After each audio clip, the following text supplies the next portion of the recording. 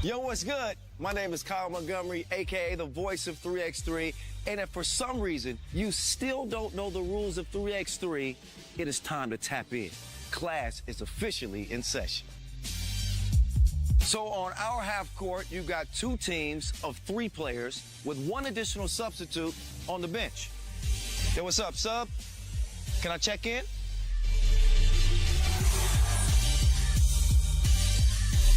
In 3x3, even the ball is different. This is the official Wilson right here. Trust me, it's groovy, baby. This game is pedal to the metal. 10-minute game clocks, just 12-second shot clocks, and a first to 21 scoring format for the win. If a team doesn't score 21 points, all they have to do is outscore their opponent within 10 minutes. And you know we keep it street. In this game, we score by 1s and 2s. Anything inside the arc is worth 1. Anything outside of the arc is worth 2.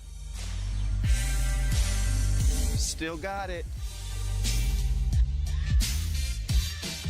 And this game is all gas, no brakes. Literally, after the opening check ball, play is continuous. Make or miss, offense turns to defense just like that.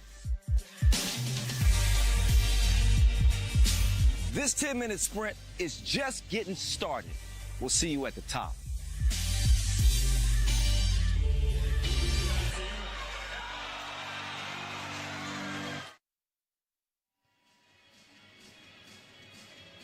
Welcome back to the electric city of Shanghai for day 2 of the FIBA 3x3 Shanghai stop, where the knockout stage has officially arrived. It's all going down here at Shanghai Global Harbor as we take a look at the standings.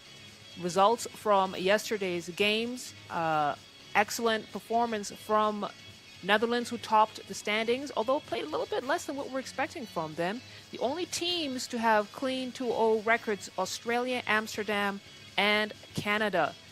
So the group stage gave us drama, upsets, and highlight plays all across the board, but now it's survive and advance. 1 loss and the journey ends. Every possession is going to carry a lot of weight as we take a look at the quarterfinals bracket up on your screen. And Netherlands versus Ulaanbaatar Amazons, this could be the headline matchup of the quarterfinals. The Dutch are arguably the most complete team left in the field, and the key for Netherlands will be tempo control. They were averaging 19 points per game in pool play, had a 1-win, 1-loss record. They lost against Beijing, and that was an entertaining game. Went down to the wire, 18-19. Then they went on to defeat Mitsubishi Electric from Japan, 21-15. Ilse Kite had a great day. She emerged as the 3rd top scorer and top in player value. And Dreesen, of course, gave us 2nd most highlights. And with that loss from Beijing, they kind of showed their lack of immortality as the most complete team in this stop. They really are the team to beat. They do everything well, and they have a world title to back it up. And Ulaanbaatar will have a tall order here to take down the Netherlands, but the Amazons have been playing well. They finished up pool play with a 1-win, 1-loss record as well. Only lost to Australia, and then picked up the victory against Czechia on the back of an amazing performance from Ulaanbaatar. The Warrior Princess is 2nd in top player value, finished with a total of 16 points in the pool play.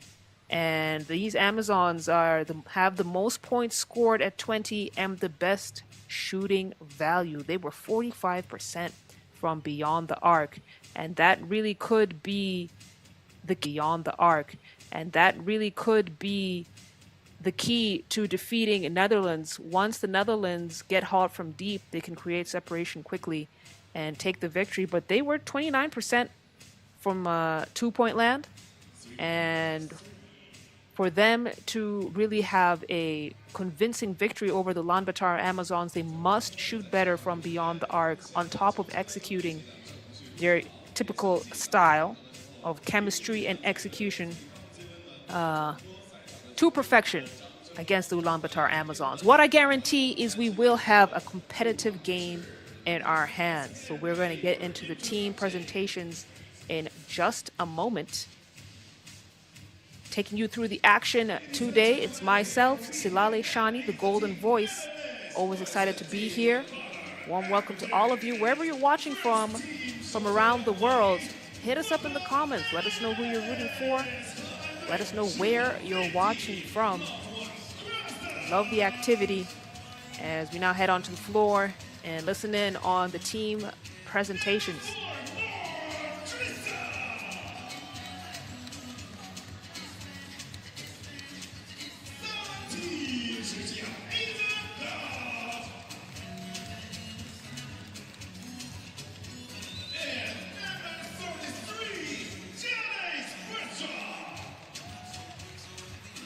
And that's going to be the full team roster for the Orange Lions.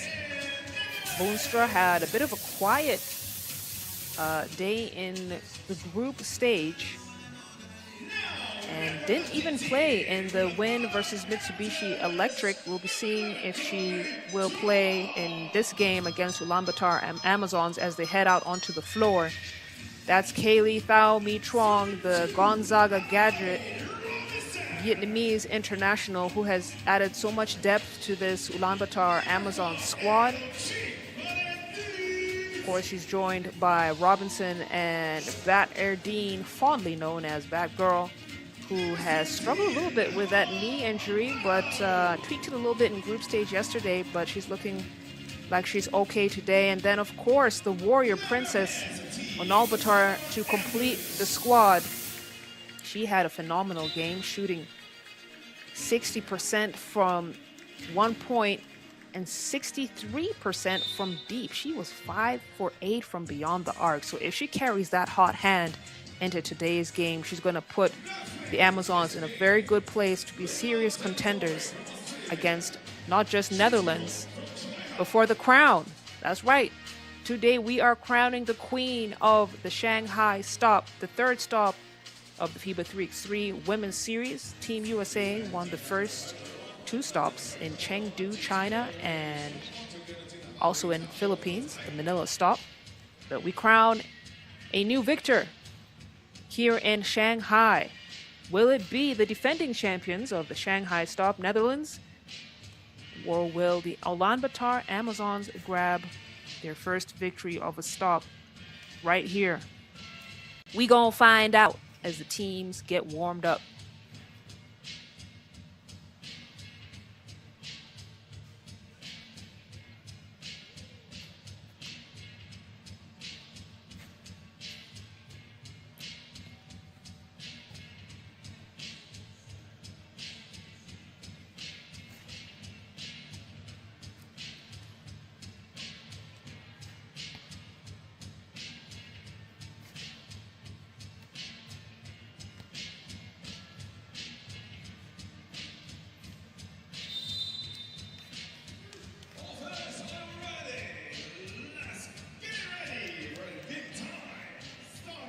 Final conversations between the teams. The key for the team in white really is going to be Dutch spacing. How well can they space out the floor?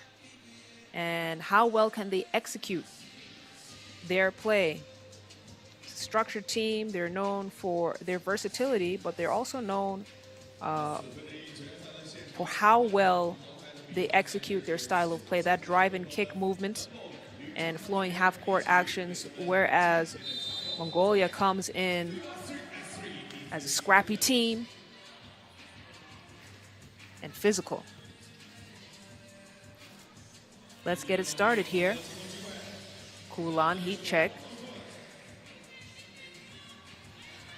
Ilsa looking to go all the way. Van Kruijsen tries to bail out. Then we got a tumble to the floor. Hopefully no injuries. Dreesen looked like she landed on Kulan's foot. Everyone looks okay.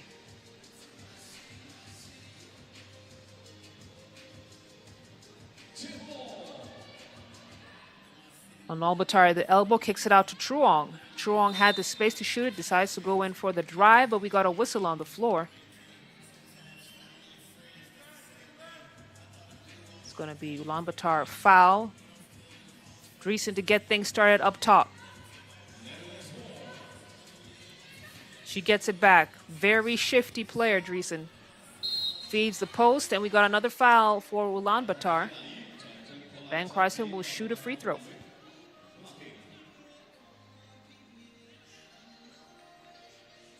Remember, it's win or go home. Cannot afford to lose at this stage.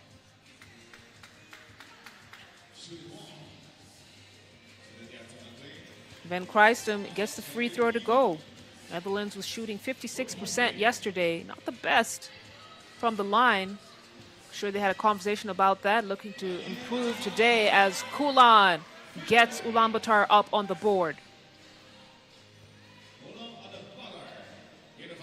Ilsa from downtown, no go. Kulan with the defensive board. Kulan. 0 for 2 now.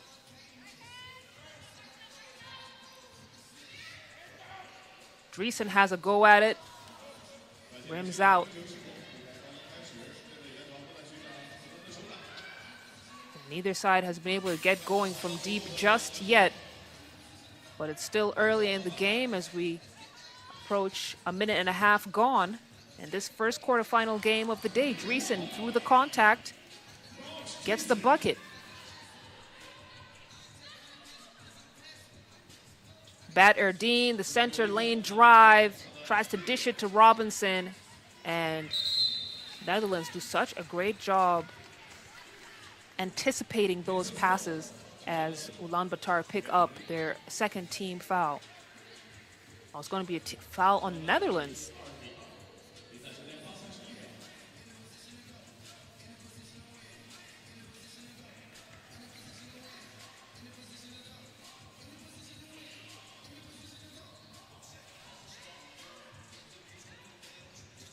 Truong, she didn't see Batgirl wide open. Late pass, but it still came through. And Batterdeen ties up the game. Great defense from Truong. And now she'll go mano a mano against Van Kruijsen.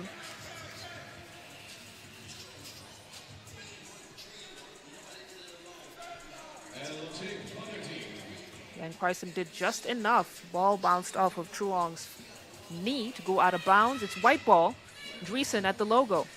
Driesen, she's got one on her. Decides not to take advantage of the ISO. We got a deep two.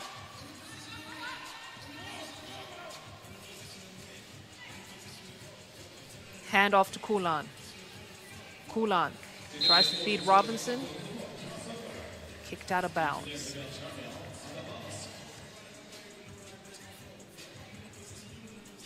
And you get the sense that both teams are kind of entering this game with a mid-level of intensity, kind of sussing out the other team. As Truong finally gets us going from deep. Knocks down the two. And Mongolia now have a 2-point lead. Kite, unable to respond. And remember, we discussed the key to victory for the Netherlands is really getting going from deep.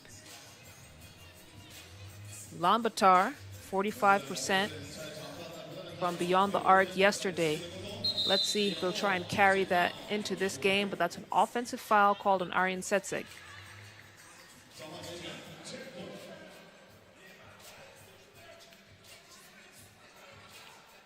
As Kulan has a seat and Truong checks back into the game. Driesen lines it up. No go. It's going to be a jump ball. As we take our first TV time out. It's been a slowish pace to this game. Listen, day two, you're feeling the soreness of the hoop action from the previous day. You don't have any warm-up games to kind of build you to the games that really matter. So it's time for both sides to mentally lock in and kick into high gear for this quarterfinal game. Amazons making it difficult for the Netherlands to get into their flow.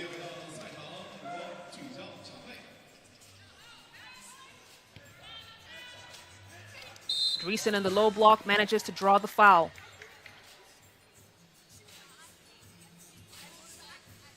So Dreesen will shoot a free throw. We got 6:53 on the clock. Dreesen has an opportunity here to get them down by 1.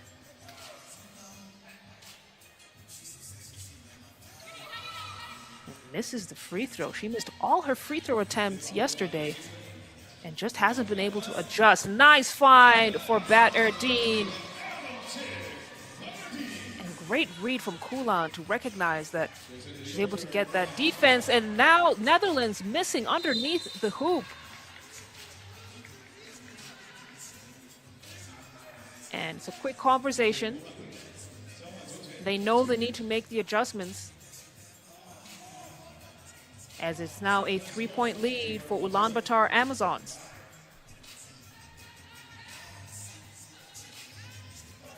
Nice floating pass to Dreesen. Dreesen misses. They still got the ball. They've still got the possession.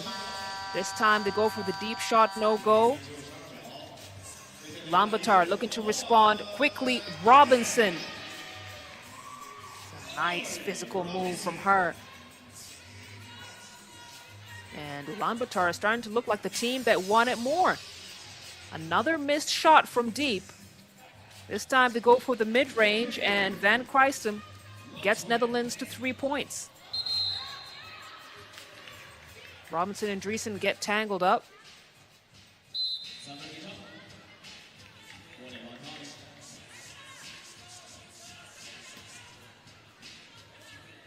So 5:54 to go. The Orange Lions cannot make a bucket from beyond the arc, and they might have to focus on the ones. Not a big issue for them, but they have to limit Ulaanbaatar's scoring from deep as well. Dreesen muscles her way to the basket. It's good. Truong now on the baseline drive. Decides not to take it to Van Kruistum. Kicks it out to Aryan Setseg. Aryan Setseg, yes! Gets the bounce and the bucket. Ulaanbaatar now at 7. Van Kruistum, Euro step, no good, comes up short. Truong to clear. Aryan Setseg fakes the pass, gives it back out to Kulan. Kulan decides to split through the defense for the finish. Ulaanbaatar Amazons want it, and they want it bad. They have entered this game with the same energy and flow that they had yesterday. And they are looking in fine form as they take a 4-point lead against the Netherlands.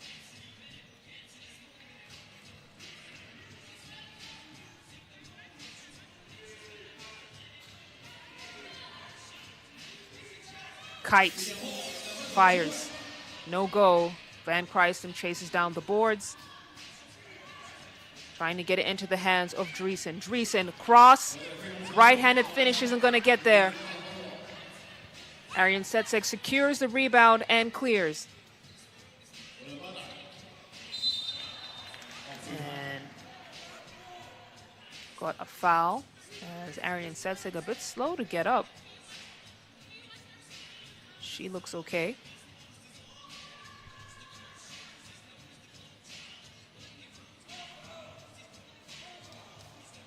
Ulaanbaatar now at 7 team fouls as Dreesen talks to the referees.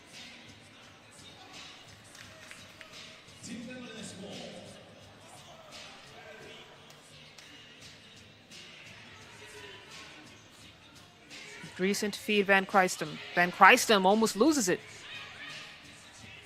Van Kruistum now has the wide open lane and misses. They have missed so many bunnies. And that is going to come back to haunt them if they're not careful. Step back, no good.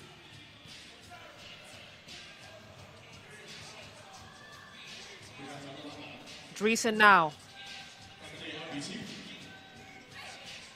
Excellent play from her, not able to convert that possession, and she can't believe it.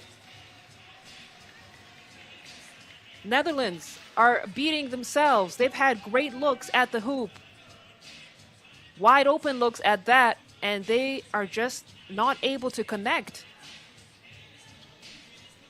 Truong now. Step back two is good. That's a tough shot by Kaylee Truong. And she pushes Ulaanbaatar to 10 points. Look at the intensity in their faces. They have laser-like focus. They are smelling blood in the water. And they want to take the Netherlands out of the running to get the crown for Shanghai. 4 minutes and 7 seconds to go in this first quarterfinal game.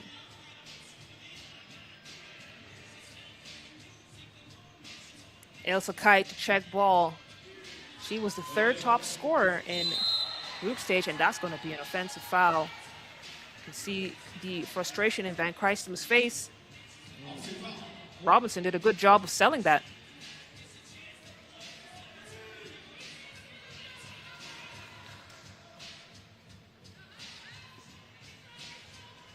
Ulaanbaatar, she's got Dreesen all over her, gets it out to Truong. Netherlands now cranking it up a gear defensively as Dreesen, basket will count. And that was a big bucket for her as she's trying to shake off the cobwebs in this game and get the Netherlands out of the funk that they're in and back into the team that we know them to be. This is the team that won the FIBA 3x3 World Cup just last year. And speaking of the World Cup, coming up in, let's see, today's the 17th, a couple of weeks here. It's going to be happening in Warsaw, Poland. So these are the World Cup defending champions. And I know that they are not happy with their performance so far. They also have the top players in FIBA 3x3 basketball when it comes to individual rankings.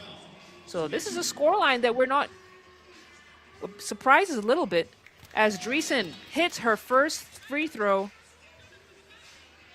of this stop, I believe.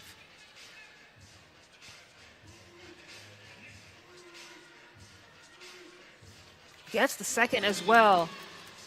And it's back to a 3-point game. Netherlands have woken up. Truong now has to keep an eye on that shot clock. She's got 2 seconds. She fires. Oh, so close. I couldn't get that one to drop. Dreesen now on the left-handed drive through, right through Ulaanbaatar. And Noortje Dreesen is carrying this team on her back. She's bringing them up from a 5-point lead, and now they are just 2 points away, a one-possession game with 3:24 on the game clock. Pass into Batterdine. She didn't have the right positioning there. Van Krijstem with the boards, and it's a kick out. 7 on the shot clock. Ilse Kite. She's got Robinson on her. Fade away. No good. Robinson to clear. We got a whistle on the floor. It's an off-the-ball foul. It's going to be Netherlands' 4th.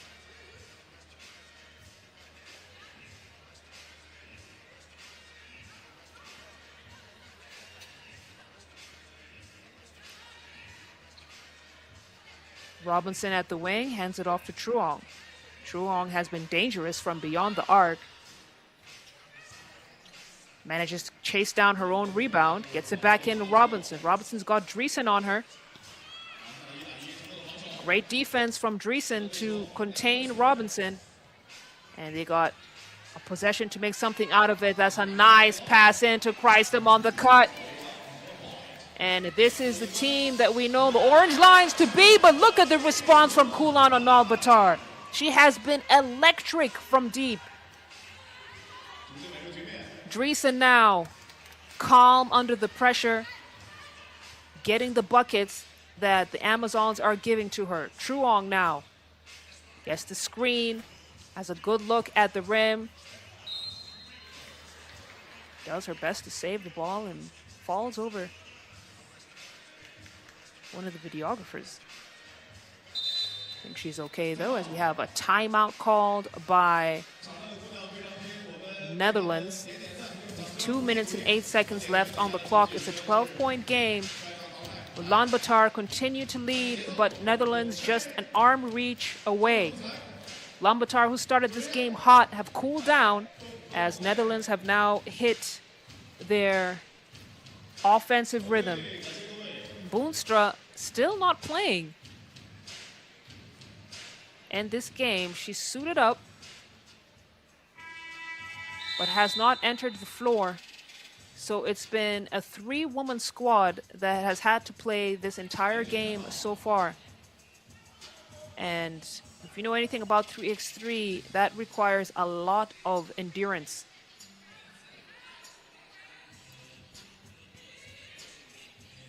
Dreesen from deep, no go. Kulan steps into the mid-range shot. That's good.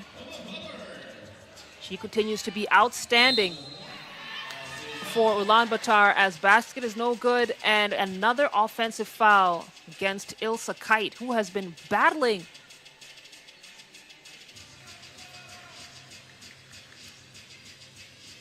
against Bat Erdeen. Bat Erdeen now with the ball. She's going to go right at Dreesen. You can see the defensive switch that has happened there. Robinson scoop play against Kite.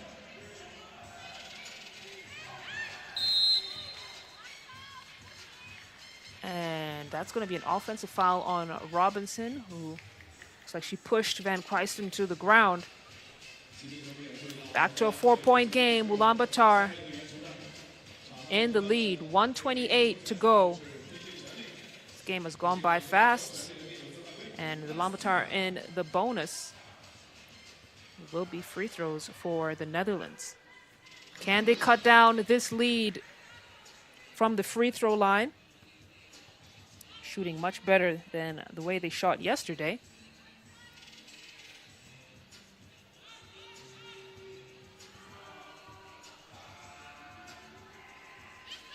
Van Kruisten misses the second free throw. Bat Erdeen manages to secure the board. Kulan clears. Kulan now. Dreesen knows she can't give her any space to have a look at the rim because she will take that shot, and she does. But Dreesen has done just enough as Ariane Setseg holding her mouth. It's been a physical game, especially in that low block between Ariane Setseg and Ilse Kite. They switched up the defense. Dreesen now guarding Ariane Setseg. And Netherlands realized what is at stake and cranked up the heat defensively. They have a tendency to struggle a little bit with extreme physicality, and Mongolia, if they did their scouting report just right, they know that's a weakness that they can capitalize on. As we see some of the fans here in the crowd. Nothing quite like some hoops on a Sunday. Great way to unwind before you start the work week. As you see fans of all ages enjoying this game. And 1:13 to go. Ulaanbaatar still with the 3-point lead, but in the bonus. Can the Netherlands take advantage of that, try to get themselves to the free throw line? Remember, when Ulaanbaatar are at 10 fouls, not only will Netherlands shoot free throws, but they will also get the possession after the free throws.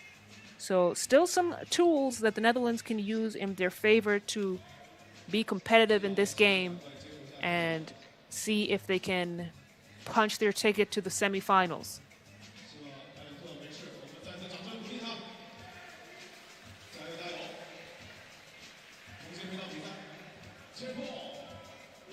Back to the action.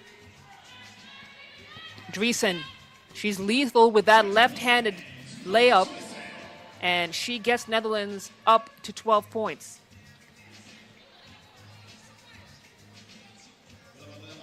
Truong feeds Robinson in the post. We got a foul on Ilse Kite. She knew what was coming. She didn't want that smoke, as now we got 53 ticks left in this first game. And Robinson to shoot some free throws.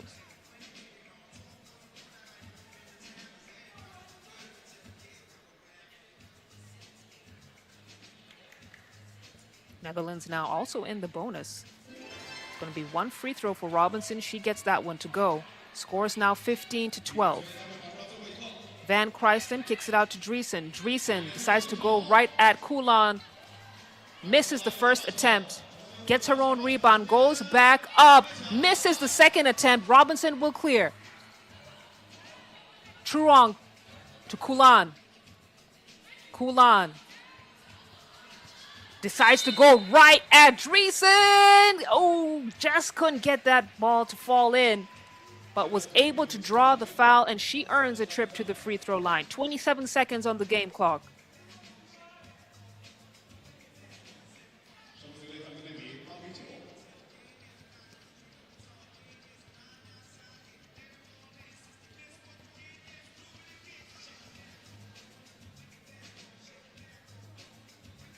Ulaanbaatar gets that one to go.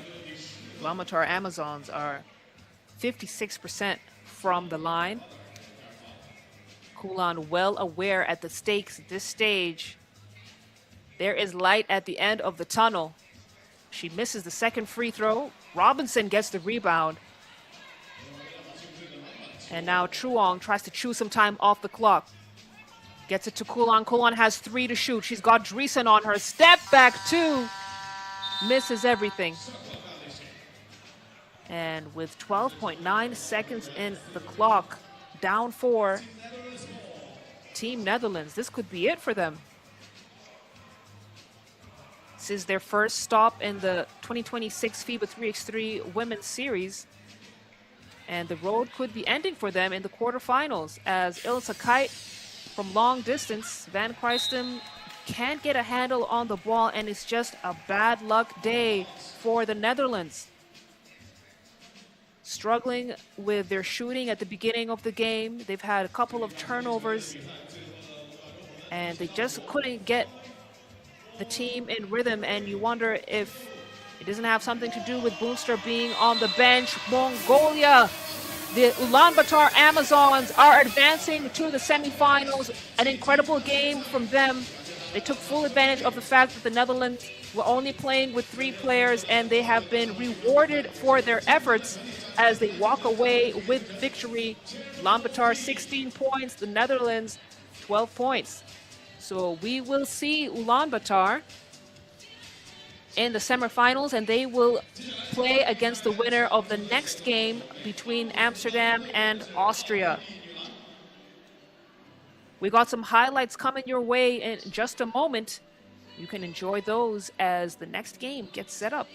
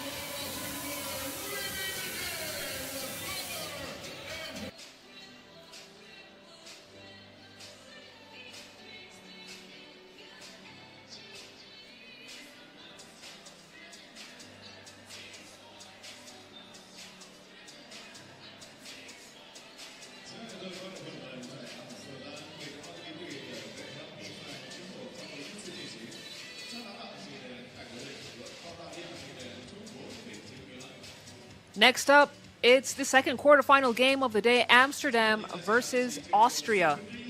And this could quietly become the most tactical quarterfinal. We saw the Netherlands lose in the previous game I'm sure the Dutch will want to go back home with at least one team going to the finals. And the only last team standing is Amsterdam, formerly known as the Netherlands Under-25, featuring a lot of the young rising stars from the Netherlands. And they'll be taking on an Austrian side that finished with a 1-win, 1-loss record in pool play, as Amsterdam went 2-0, beating Neftchi Sokar from Azerbaijan and then going on to defeat Thailand. So let's go down to the floor and get into the team introductions before we break down just what this game could look like. We're going to start off with Amsterdam's Zoe Slagter, brother of Arvin Slagter, a pioneer of Dutch 3x3. She's joined by Kiki Fluren, the two-way forward, combo guard supreme, standing at 5'7", a lot of experience at elite levels of 3x3 basketball. And she's joined by Joritsma, who's second in most key assists after pool play yesterday. And while she's kind of brought into the squad to dominate on the defensive end, she did such a great job getting the ball to the scorers on the team. And let's see if she can carry that momentum into this game against Austria. Austria took Canada down to the wire, only losing by 5 points, 10-16. They are second in fewest points allowed. So one of the defensively strong teams at this stop, as Sina Haller gets onto the floor. And she'll be joined by Anya Fuchs-Robertine, a valuable addition, slasher, attacks the paint. And they averaged 13 points per game in pool play, and they're going to have to score a lot more than that against this Amsterdam squad if they want to walk away with the victory. That's the referee list: Andrada Sender and Miroslava Jovicin. They'll be officiating this game as they get ready, warming up and setting themselves up for the second quarterfinal of the game. Amsterdam, of course, we expect them to play with a classic Dutch 3x3 principles: ball movement, spacing, patience, and smart cuts. And really what makes this team so dangerous is every player is comfortable handling the ball and making good reads. But if they are not connecting from deep, it could be a long game for them. They were 25% from beyond the arc yesterday, but were phenomenal inside the paint. 63% from the field, and, averaging 19 points per game. So they are a high-scoring team, and they got young legs, so they do have the intensity and energy to perform at this stage. Austria, as I mentioned earlier, with second and fewest points allowed, defense could be the key for them. But even as they play defense, they got to get it done on the offensive end as well. They'll be looking to try to disrupt Amsterdam's rhythm defensively, but if they can't score buckets, they can't get the dub. Let's see how this one pans out. Right here in Shanghai Global Harbor, where the best women's teams in 3x3, some of the best certainly, have been playing over the last couple of days. There we have the whistle, and we are game live as we try to find out who will face Ulaanbaatar in the semifinals. Fuchs-Robertine trying to get him started. Big board. Can't connect. Haller, no go. And they're 0 for 3 in the first attempts of this game. Haller now tumbles down to the floor. Lost her footing. So it's going to be Amsterdam ball.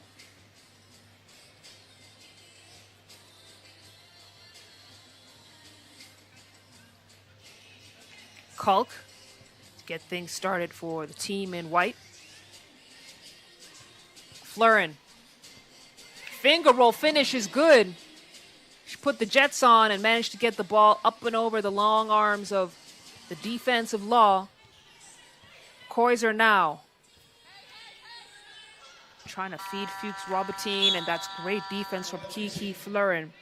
She's able to defend multiple positions. She's fast enough to handle the guards in the perimeters, strong enough to also deal with anyone who tries to post her up.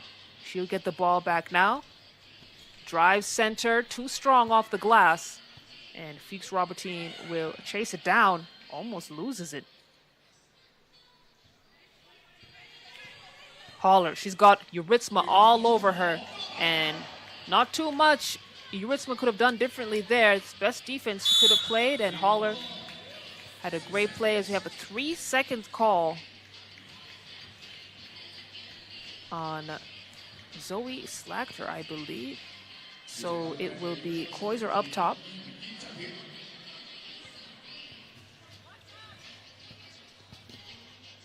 Koiser on the drive. Amsterdam really does a phenomenal job defensively, but Austria are finding the holes. That's a bucket for Alexia Alish. We got a whistle on the floor.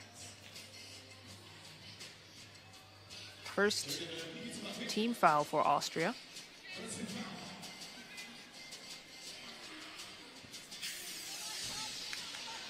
Two ball is no good, chases her own.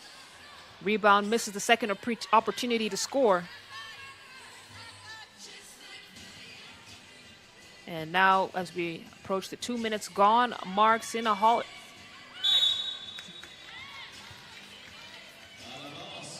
Out of bounds play. And similar to the first quarterfinal game we watched, you can see that both teams are kind of trying to figure out their rhythms, figure out what the other team is offering and how to take advantage of the weaknesses. That's a great take. Can she finish it? Kalk comes up short. Amsterdam have another chance to score. Kiki Fluren fakes the pass, goes for the runner, no good. Gets her own rebound. And Koiser, I think he went off her foot. Referees have a better angle. Yes, it did.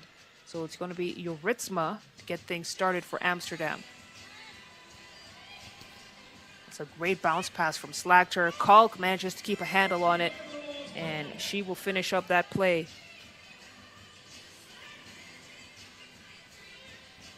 Sina Haller now with the rock. She's had to do a one-legged two-point shot.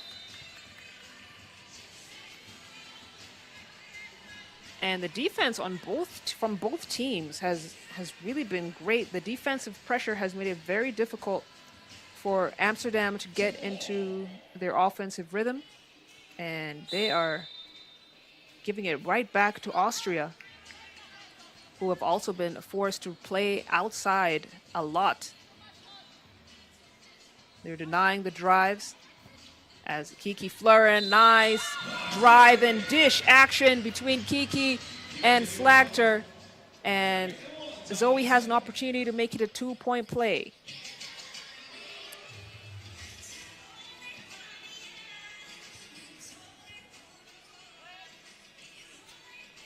Amsterdam now with a two-point lead.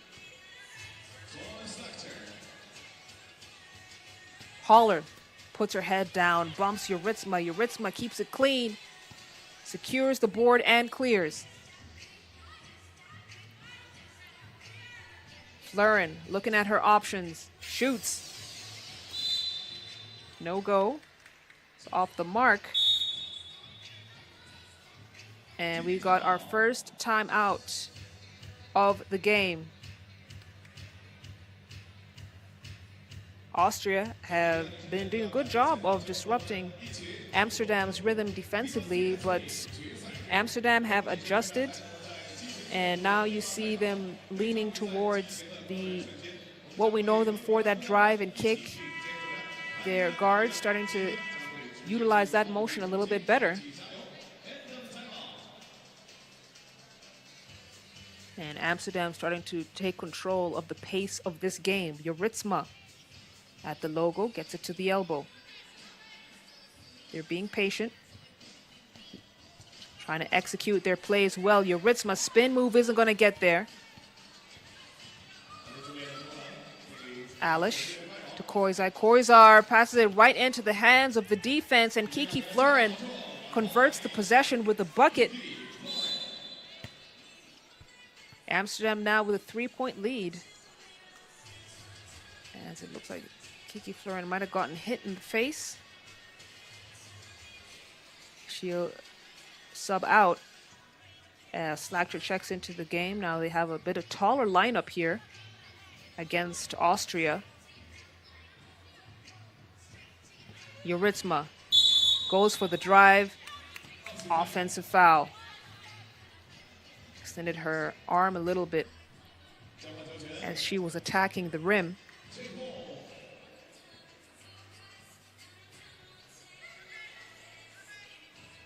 Holler baseline drive is good. Kept Kalk at her back and keeps Austria in it. Yuritsuma now into Slagter. Slagter spins, and that's what she does best. Nice soft touch for the finish. We are now 6 minutes to go in this game. Look at the block from Yuritsuma, the defensive specialist. She's turned up the heat. Played such clean basketball. I think what I love about her game is she knows how to apply just enough defensive intensity without getting the team in foul trouble. And we have a shot clock violation.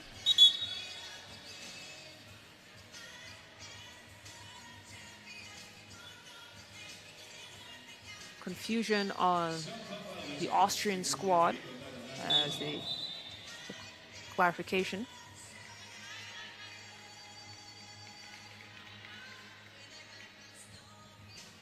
It's going to be Austria possession.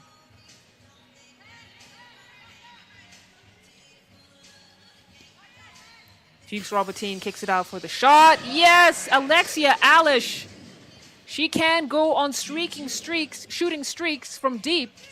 Let's see if that injects something in her that she can continue throughout this game. Fuchs Robertine gets past her defender and manages to shoot before the buzzer. Alish clears. Koizer lines it up. Misses everything. Looked like she rushed that shot a little bit as we have a substitution for Austria. It's a 2-point game. Amsterdam still in the lead.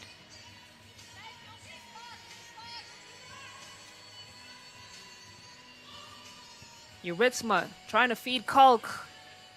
Give a bit too much of a leading pass. Kalk shoots. Yuritsuma on the rebound.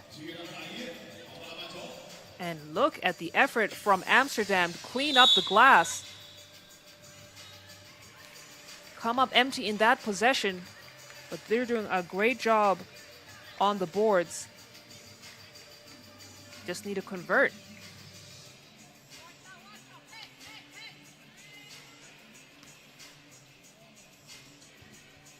Koizer. Great defense from Kalk. The block, the clear, wants it back. Amsterdam decided to go for another option, but that two-woman play between Kalk and Fluren has been working so well. Alice, she's been feeling good from deep. Can't connect that time. Kalk fakes the shot, works her way to the basket. Great play from her. And now Alish will go at Kalk. Kalk getting it done on both ends of the floor. Offense to defense, and now a bit too much juice on that pass from Zoe Slagter.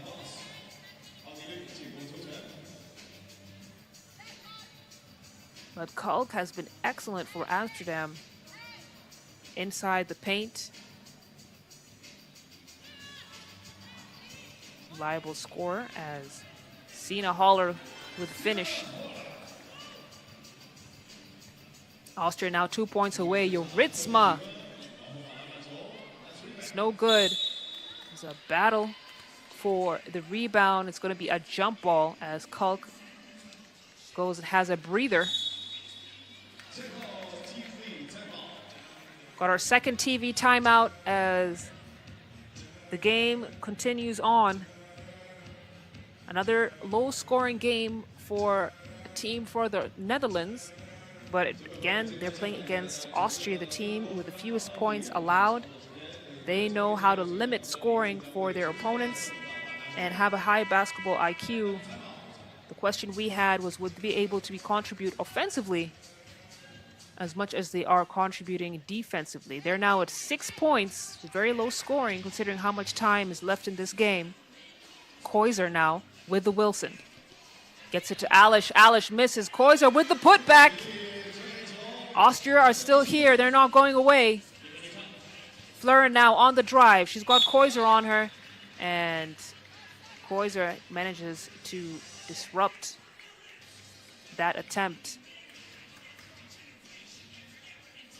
So Fluren will have to check the ball up top with 4 seconds on the clock. Fluren shoots. Raises the front of the rim. And now Koiser with a wide open 2. That's a great shot from Koiser to take the lead for Austria. Slagter now, unable to respond. Koiser, one step too many. It's going to be a turnover for Austria and Amsterdam back with the possession. But what a great shot from Koiser to put Austria back in a favorable position.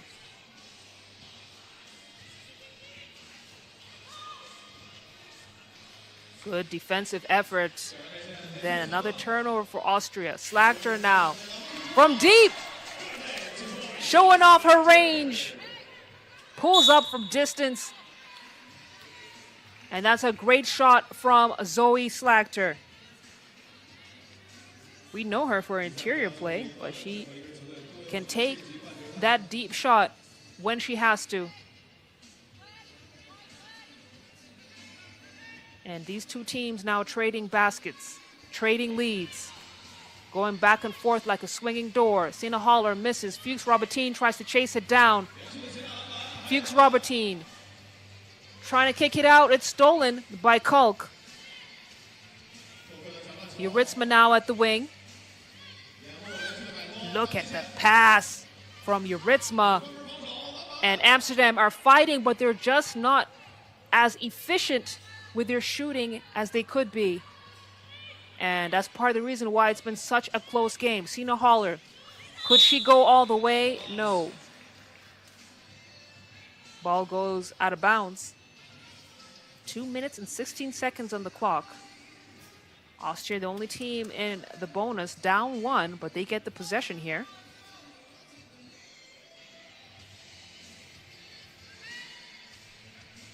Hand off to Koiser. Koiser uses the screen well, gets it to Alish. Alish, Koiser uses the screen well, gets it to Alish. Alish. Great box out from Kiki Fluren. And she's got the Wilson in her hand for a while here. Shot clock winding down. Uritzma unable to hit. Koiser to clear.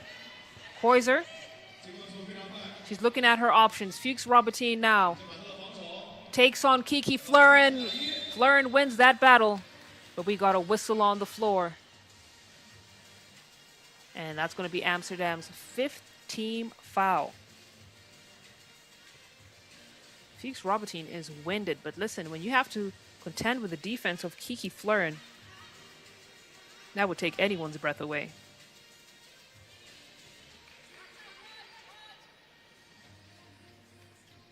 Austria executing patiently. Holler, left-handed lay-in isn't going to get there. Fuchs Robertine with the O-board off the glass. It's tied game, ladies and gentlemen, with 1:24 to go. Fluren now at the wing. She shoots. She misses and manages to get her own rebound and then throws it out of bounds. It's another turnover for Amsterdam, and they were struggling with their turnovers in group play. 8 turnovers per game. And one of the highest turnover turnovers per game out of all the teams that have participated in this stop. And they got to do a better job of valuing the ball, as it's a tie game here in the second quarterfinal of the day.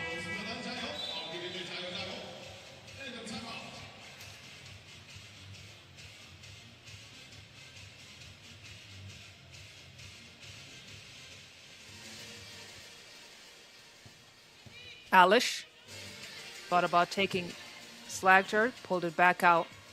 Haller now from the wing. She's got Zoe Slagter all over her. Great defense from Slagter. And now it's Amsterdam with the possession. Ritzma trying to feed the post. Austria making it very difficult. Kalk has to shoot. Koiser secures the board. Alish now with 4 seconds on the clock, and we've got a foul on Amsterdam, and that's gonna put them in the bonus. So it's 6 team fouls for Amsterdam. Haller now with 34 seconds on the clock. Let's kick out to Fuchs Robertine. Robertine cross-court pass to Alish. Alish could go all the way, unable to get it off the glass. 20 seconds in the game. Kiki Fluren. This has worked so well for them this whole game. That pick and roll action. The response, yes. Alexia Alish rolls it in. Kiki Fluren can't get it to drop. Fuchs Robertine. Did she get it off before the buzzer? Yes, but it's tied game. We're going into overtime. As what a battle it has been between Amsterdam and Austria. Amsterdam coming in as a number 5 seed, Austria number 7. And it is a question of whether Amsterdam was able to rise above Austria's intense defense. And they have been limited to 11 points in regular time. A team that was scoring 19 points per game, averaging 19 points per game in pool play, has now been held to 11, and now we got some OT.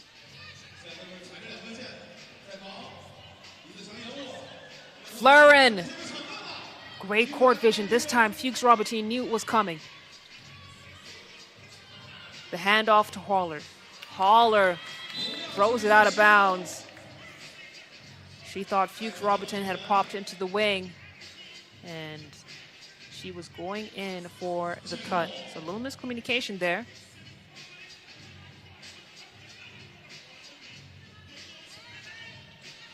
The show continues. Kiki Fluren to Zoe. Zoe this time makes sure she doesn't miss. And Amsterdam got 12 points. The steal from Kalk, huge for Amsterdam. And all they need to do is convert this possession. Look at Kiki Fluren threading the needle to find Kalk on the drive. And that will do it for Amsterdam, who will move on to the next stage. They had to fight for every single possession in this game against an Austria team that was equally as hungry and managed to send it into overtime. But ultimately, it was that two-woman game between Kiki Fluren and Zoe Slagter that allowed Amsterdam to get the victory and to advance. So that's going to be the final scores on your screen. Amsterdam 13, Austria 11 points. We got some more hoops on the way. Our third quarterfinal on deck coming up. Canada takes on Thailand, but take a look at some of these highlights. It was a grinder of a game. Kiki Fluren and Zoe Slagter, they had that wonderful connection during the game, and they took full advantage of it, but Austria were fighting. They may not be the highest scoring team, but they certainly know how to hold other teams defensively, as Alexia Alish also got going a little bit from beyond the arc, but it really came down to that high-low situation and give and go between Fluren and Slagter. and they will face Ulaanbaatar in the semifinals. Don't go too far. We'll be right back with the third quarterfinal of the day.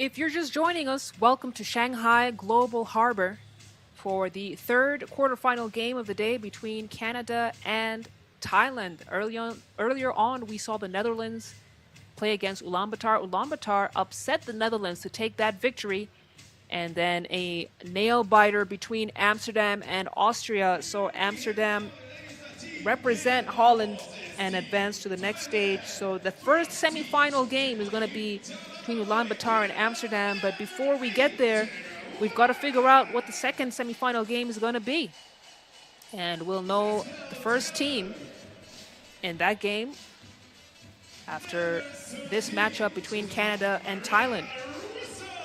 And this is going to be a classic battle of speed versus Canada's size. Thailand's speed, that is, as we take a look at the Canada team roster. Team coming up onto the floor. Paige Crozen had a very quiet performance in a pool play. Uncharacteristic 0 for 7 from beyond the arc. Let's see if she can shake off the cobwebs and come alive in this quarterfinal game against Thailand. And Thailand, their energy has been contagious. Playing with so much desire, playing with so much intensity. It's going to be someone who goes onto the floor first. And she has been such a versatile player. And she's joined by Wong Tafa, who comes out with a mask. She got bumped in the nose yesterday, and I'm sure that mask is protecting her face from any further injury. And then, of course, the heart and soul of this Thailand squad, Rattiyakorn Udomsuk, standout talent for Thailand as the #1 player in national ranking. And she has been phenomenal for Thailand. I love that. That's a great picture. And I love the smiles. I love the energy as they get ready to take on the #2 seed in this matchup. Canada entering, looking like a championship contender once again, leading in fewest points allowed. So this is the best defensive team amongst the 16 teams that started off here at this Shanghai stop. And they'll be trying to slow down Thailand, who was averaging 18 points per game in pool play. But Canada bring in experience, they bring in physical dominance, and that's exactly how they intend to play today against Thailand. And ideally for them, try to get back on the podium. One of Canada's greatest strengths has to be their balance. They can punish teams inside with size, but no problem here for them. They are much taller than this Thailand team, who has relied heavily on pace and quickness and constant movement. Canada, with that championship DNA, they know how to adjust. And the issue for Thailand is really surviving Canada's physicality for an entire game. Canada will likely target the paint early, try to wear them down on rebounds and screens. And we've already talked about that height disadvantage. So let's see if Canada Crozen can have a good shooting day, as the game is now live. Sumat, she's got Kat on her. Kun Chuan gives her the screen. She's now got Crozen. Crozen rejects it. And that's what they do. Canada locked in from the opening whistle. Udomsuk now had to shoot because the shot clock was at 1.2 seconds. Possession, Canada. Plouffe. Left-handed finish isn't going to get there. Gets her own rebound. Misses. Misses again. And Catherine Plouffe. We've seen a couple teams have slow starts today. And that's Udomsuk right before the buzzer, managing to even out the score here. Kat comes up short. Sumat gets the rebound, and the clear reverse lay-in is good. It's 2-1, Thailand up. Paige Crozen now gets it back to Kat. Kat feeds Russell, and Russell misses the bunny. And that has been the trend today. Powerhouse teams missing right underneath the rim.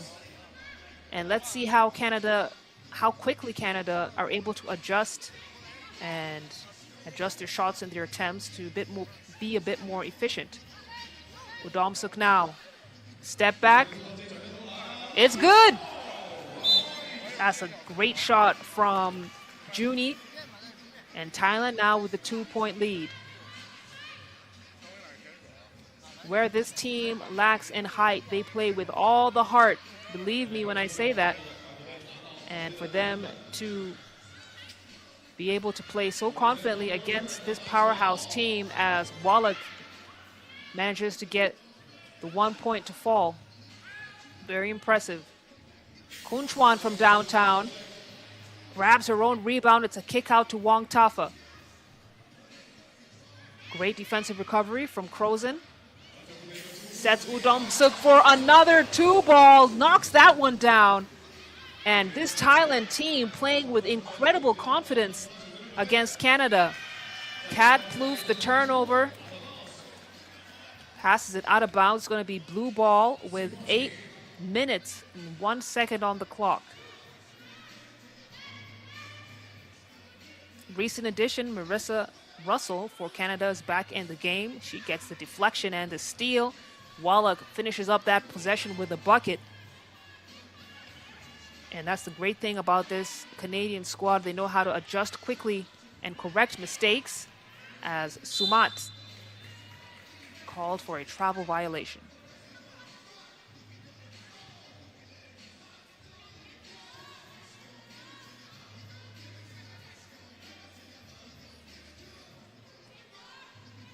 Plouffe at the elbow.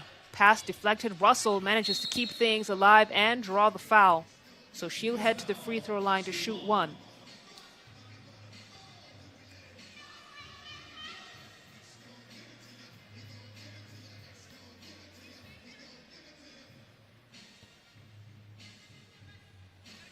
Russell gets that one to drop. Udomsuk decides to go right at Krozen, draws the foul. So Udomsuk will head to the free throw line to shoot two. Udomsuk was 64% from the field yesterday and has been shooting well at this Shanghai stop. She gets the free throw to go. Russell sets her feet, knocks down the two. And it's tie game, 6 apiece. Kun Chuan feeds Udomsuk. And look at that transition offense. Canada, the wheels are rolling now as they take a 1-point lead and have a substitution on the floor. Russell out, Krozen back in. Krozen still not able to be effective from beyond the arc, but she has been doing a great job defensively. Udomsuk now goes right at Wallach. A nice sky hook. Beautiful finish from Udomsuk. And now Plouffe unable to connect on the 2-point shot. Thailand will clear. Samat, she is just so quick with the ball in her hands. Wasn't able to convert that possession. Konchun saw the pass coming. It's another steal for Thailand. Kun Chuan spins, makes the bucket. Thailand are going head-to-head with this powerful Canadian squad. As Paige Krozen's shooting woes continue, Plouffe is there to clean up the trash and get the bucket. And that's going to be last touch, Kun Chuan. So Canada possession as we take a first TV timeout. Not a lot of stoppage time in this game. And it scores tied 8 apiece with 6:12 to go.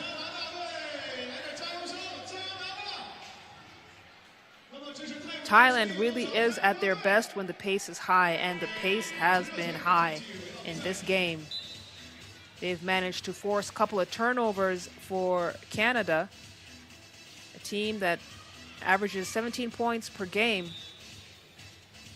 has been held to 8, and Thailand are really trying to find the holes in the Canada defense. A very difficult task, might I add you, especially when there is a size disadvantage.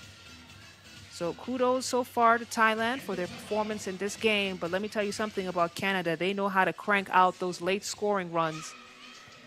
So let's see how the team in white comes out of this first TV timeout. Wallach from downtown, no go. Udomsuk gets the rebound. Slows things down a bit for Thailand.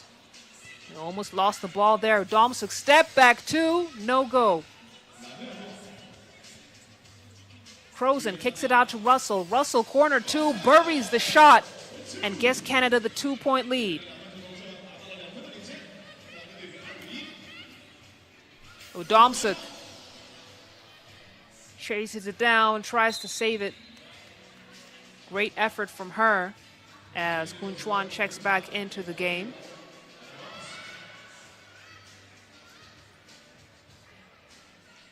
This is a game that has been mostly been played at the perimeter. I've not seen a lot of post play. Kat Plouffe at the wing, tries to feed Wallach. Wallach, ball out of bounds. It's going to be Team Blue to check ball up top.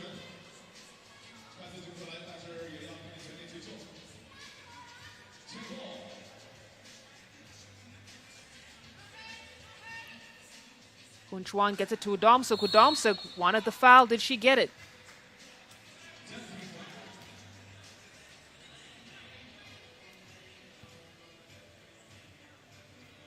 Got a technical foul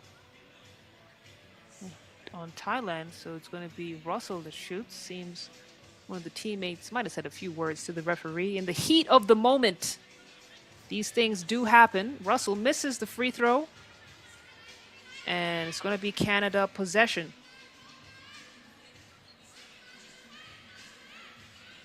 Still a 2-point game here with Canada in the lead. That's nice give and go action between Catherine Plouffe and Crozen. And Plouffe to draw the foul, get the basket, and she's got an and one right here. Try and extend this lead to 4.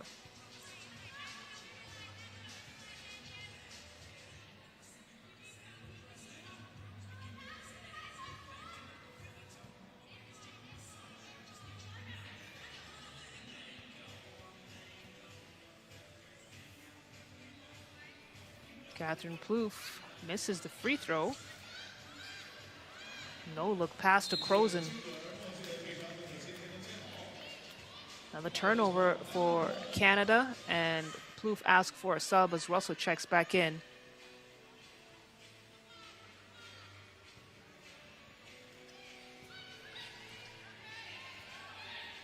Sumat to Udomsuk. Udomsuk fakes the shot, goes Crozen.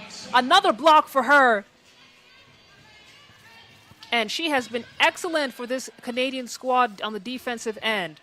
Russell now with the Wilson. Gets it out to Wallach. Wallach has to shoot. No go. And Udomsuk to clear.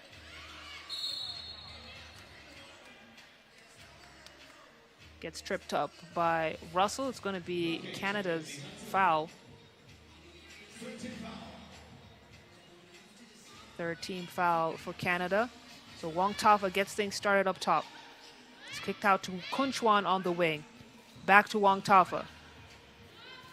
And you can see Thailand having to deal with that high differential, but when you've got Udomsuk on your squad, who is so dynamic, attacking the rim. Wallach, look at that footwork. Still a 3-point lead for Canada. Wong Tafa blows by the defense and the nice finger roll finish to keep Thailand within reach. Now she has to contend with Wallach, who has been phenomenal in that low block and taking full advantage of that mismatch. Wong Tafa from downtown isn't going to get there. Wallach now feeds Russell. Russell kicks it out to Plouffe, who has all day for that shot. Catherine Plouffe, excellent job on the offensive board. Oh, Wallach robbed. Udomsuk to clear. Still a 3-point game. Canada in the lead. Udomsuk goes for the shot, misses. Canada doing a good job of denying the second chance opportunities to score as she bullies her way to the rack. Wong Tafa could do nothing.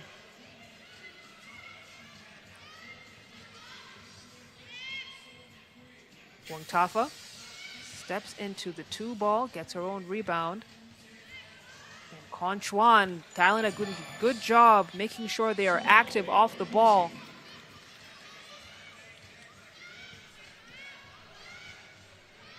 Udomsuk now takes on Russell. Russell, step back, 2, finds the bottom of the net. Marissa Russell getting it done on all ends of the floor for Canada. Thailand quick to respond. And then we got a foul on Thailand. That's going to be their 4th. Canada continuing to maintain a 3-point lead. As we take our second TV timeout here, it's 2 minutes and 30 seconds to go. And this game has been at a blistering pace. And as Thailand are breathing hard, I guarantee Canada are breathing hard as well. Both teams constantly on the move. But you can see the composure from the North American side. They are not new to situations like this.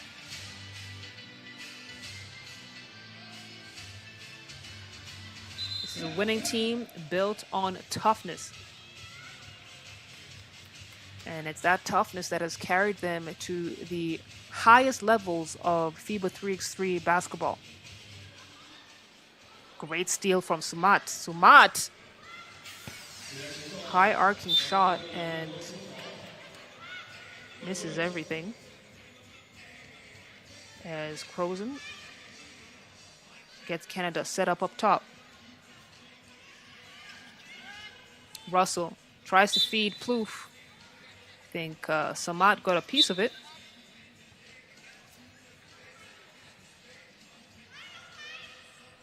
She did not. So it's going to be white ball.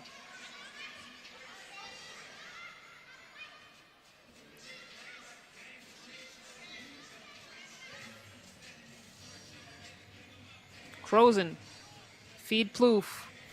Looks like Canada want to go with that high-low action.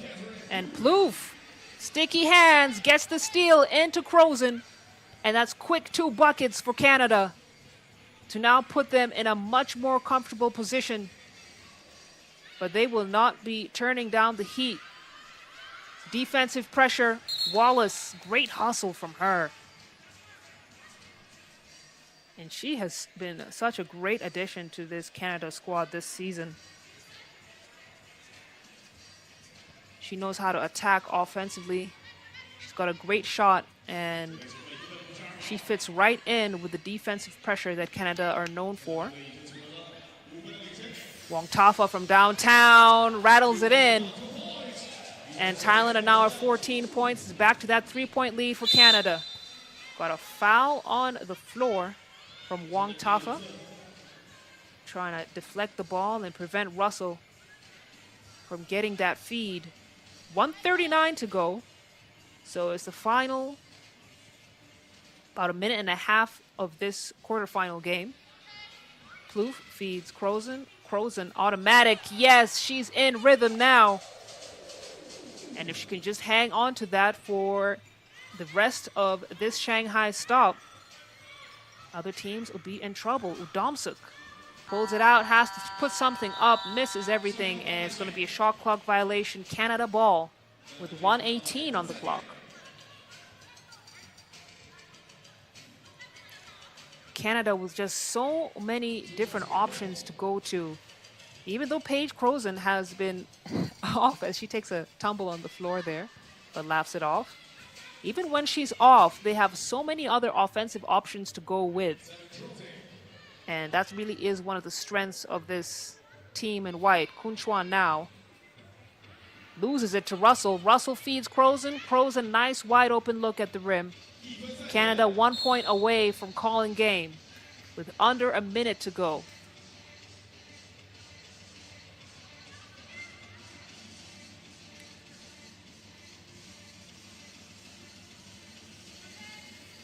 Kun Chuan, no look pass. Didn't get there.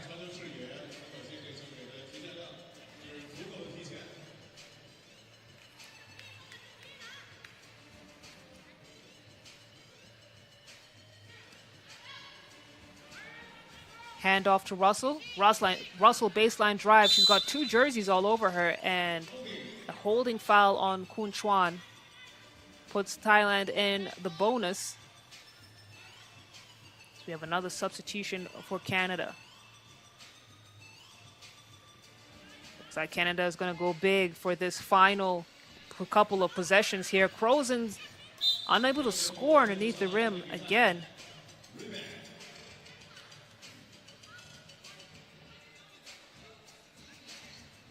It's going to be Thailand ball. 34 seconds left. Kun Chuan looking for the pass, not for the shot. Gets it to Wong Tafa. Wong Tafa comes up empty. Back into Crozen. Crozen, 20 seconds on the clock. The spin move is good. And Canada, 21 points for them, will wrap up this game against Thailand. And they will punch their ticket into the semifinal.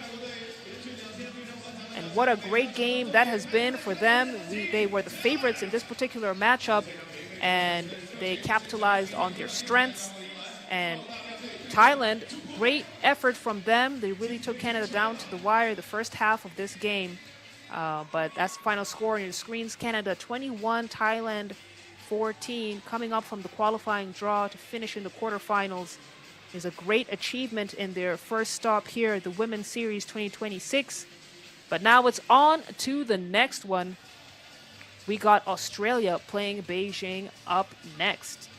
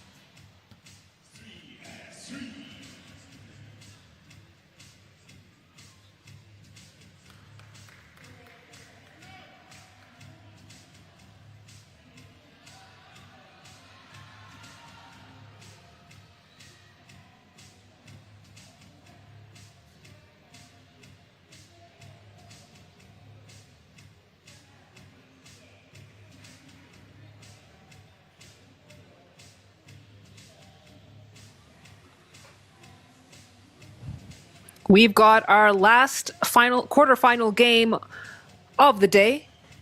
Winner of this game will face Canada in the semifinals, Australia versus Beijing.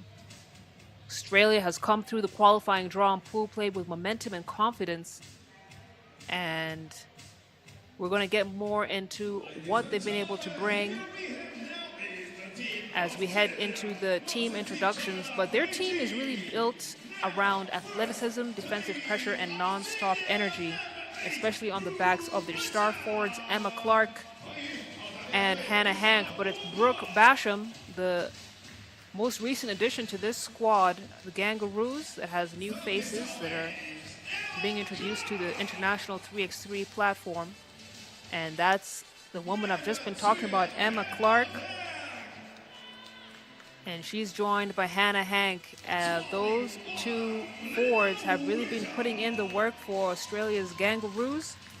And they formed the backbone on the performance that this Australia team has had. They went 2-0 in pool play after coming up through the qualifying draw.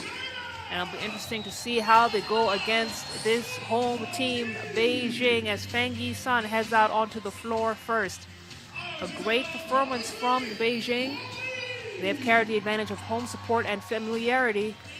And Lily Wang has been an absolute shining star for this side, leading in top player value, most highlights, most key assists. She's been averaging 6.5 points per game and 4 rebounds.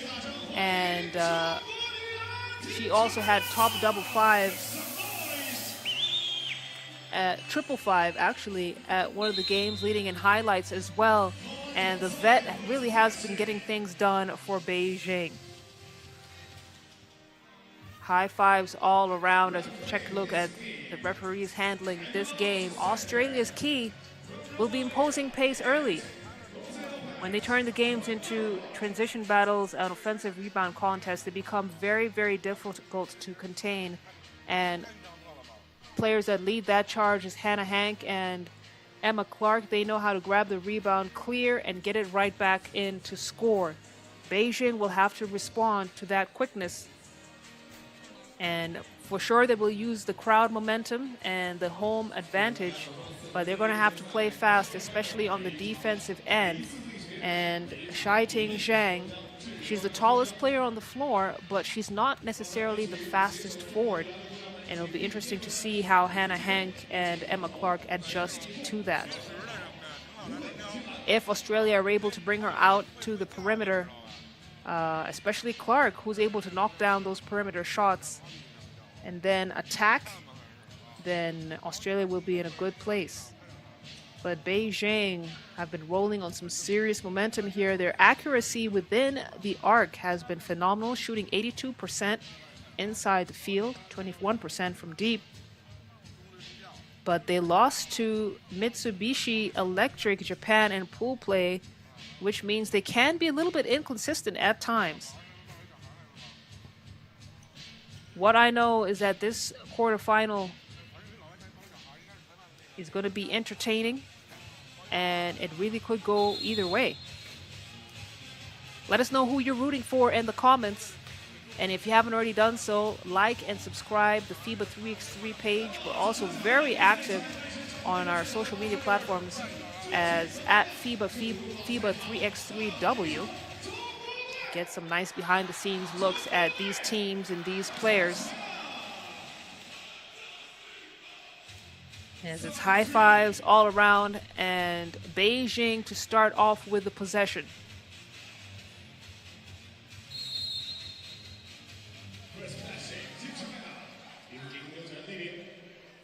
Wang Lai wide open. Yes, she's feeling good. Gets things started with a great 2-ball. And now the turnover from Australia. As you can see, it's a packed house here at Shanghai Global Harbor on this lovely Sunday afternoon in a city that has quickly become the hub of FIBA 3x3 basketball. Feng Yi-sun got a whistle on the floor before she took off to the cup. First team foul for Australia coming at the hands of Emma Clark as Brooke Basham now checks into the game.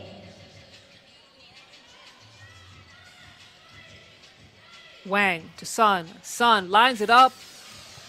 Can't connect.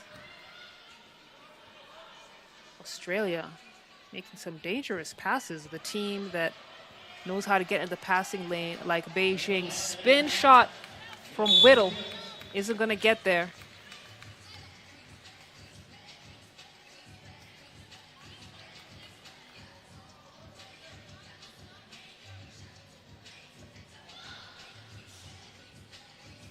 Clark now at the wing, weighing her options. Basham tries to feed Hank. Bit too strong on the pass, goes out of bounds. Another turnover for Australia with just under a minute played here in the final quarterfinal. Zhaiting Shang. Foul before the pass. And it's going to be the second team foul for Australia.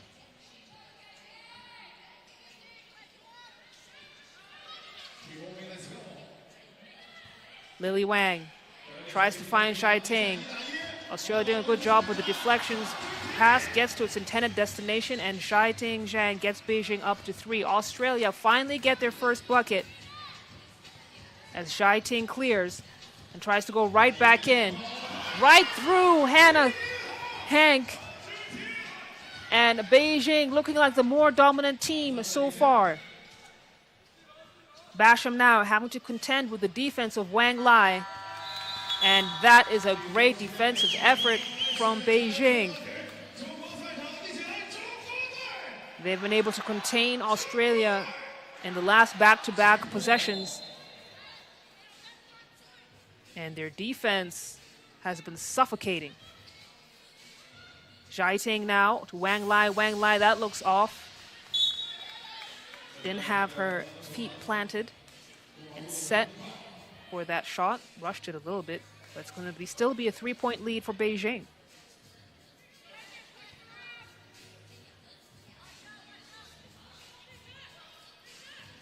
Basham goes straight to the cup.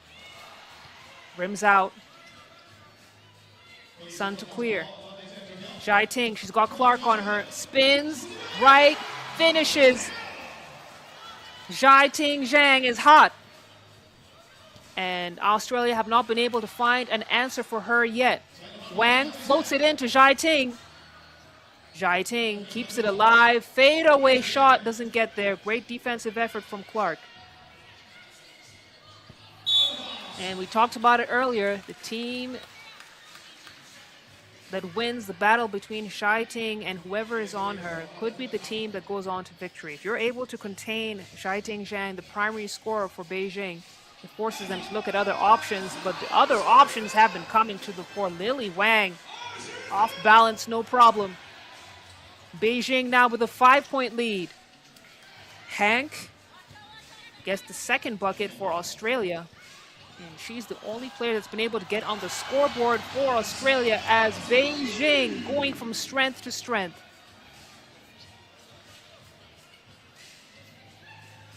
Kick out. 2-ball is good. Beijing connecting on all deuces.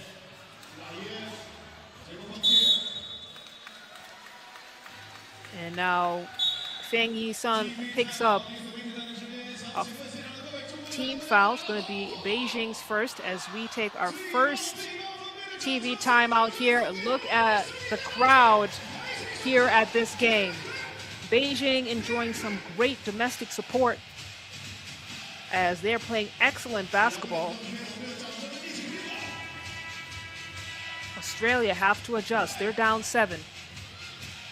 Hannah Hank, the only player on the squad that has been able to score, and Clark has been having to play defense against Zhaiting Zhang, which could be shooting Australia in the foot because Clark, who has been a primary offensive player for Australia, might not have the energy to play defense on Zhaiting and still score. 2 seconds on the shot clock. Quick release from Wang Lai isn't going to get there. Feng Yi-sun blocked, but fouled as well by Hannah Hank. And Feng Yi will head to the free throw line.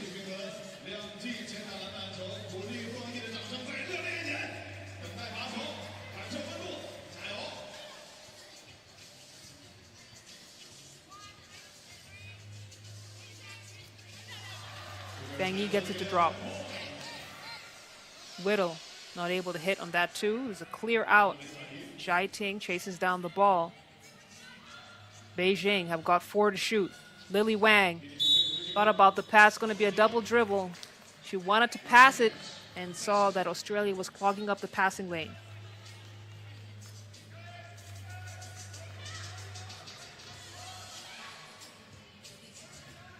Whittle tries to go at Zhai Ting. The fadeaway mid-range shot is good.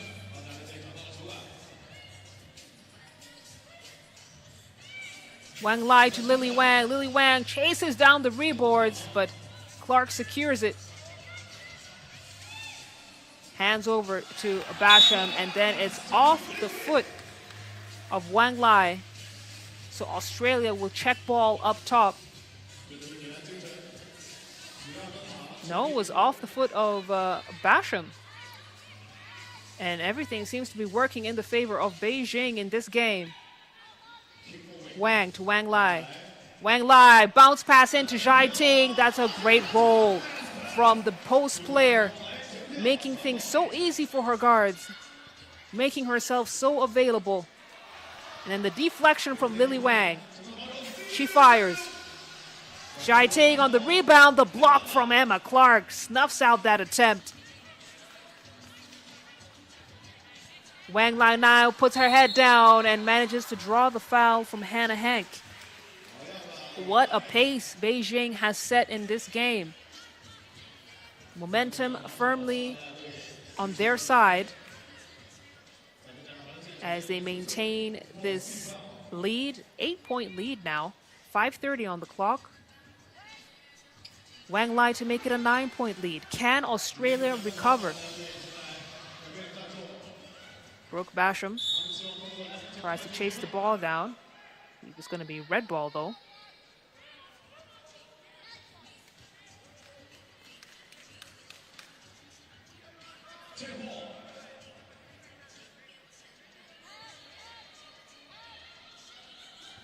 Lily Wang, quick first step, right-handed finish, gets it to drop. Beijing are being absolutely dominant in this matchup. Whittle trying to stop the bleeding. No, it's a steal from Feng Yi-sun. And then a holding foul on Clark, who knew Zhai Ting had her dead in the water.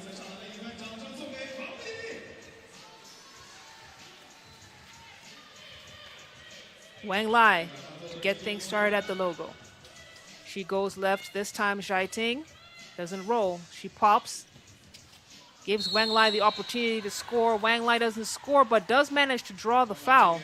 So she'll head to the free throw line as Australia are now in the bonus. They have not been able to contain Beijing defensively. Lily Wang, that lady right there, top in player value, most highlights, most key assists. Takes a very well-deserved break as Wang Lai shoots the free throw. Gets it to go. They've been 67% from the line, and this is not the team that you want to send to the charity stripe. But we could see a lot more of that as Australia are now in the bonus and plenty of time on the game clock. Emma Clark, this time, takes advantage of the size mismatch against Feng Yi-sun.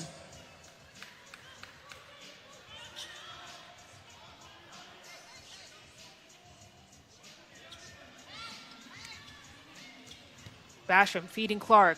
Clark, turnaround jumper is no go. Lily Wang clears it. Wang Lai gets the screen, beats Basham on the drive, but isn't able to score. Basham now trying to feed. Lily Wang all over the floor. Great hustle play from her to keep things alive for Beijing. Looking for the pick and roll with Zhai Ting. It's no good.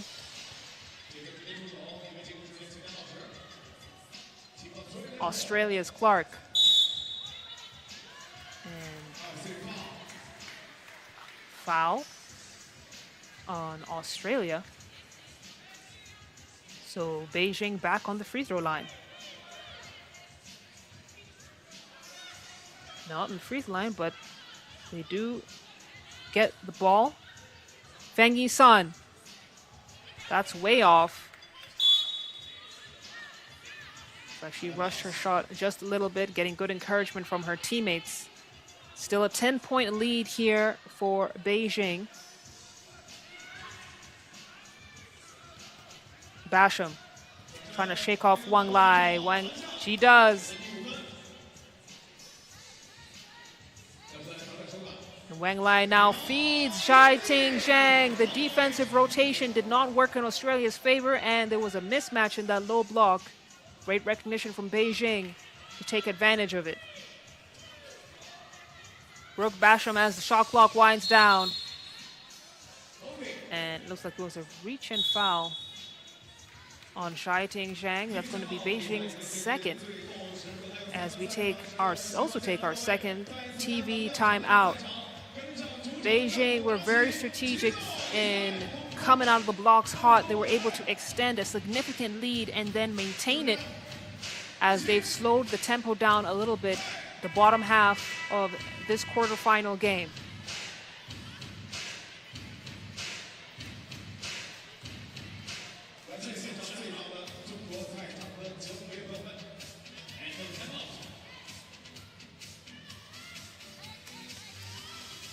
It's back to the action as Australia try to claw their way back into this game.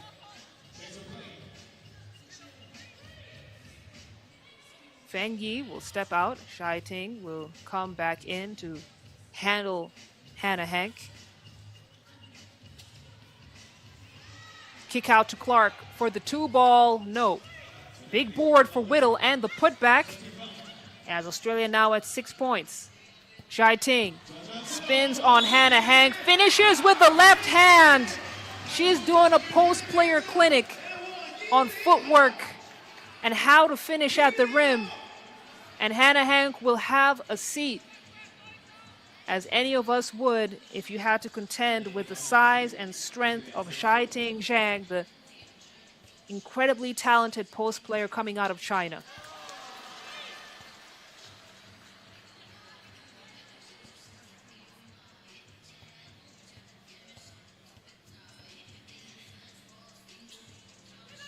Xiaoting connects on both free throws as Brooke Basham hits the 2. So it's still a 10-point lead for Beijing. Now 2 possessions away from victory. Xiaoting Zhang has been unstoppable in this game.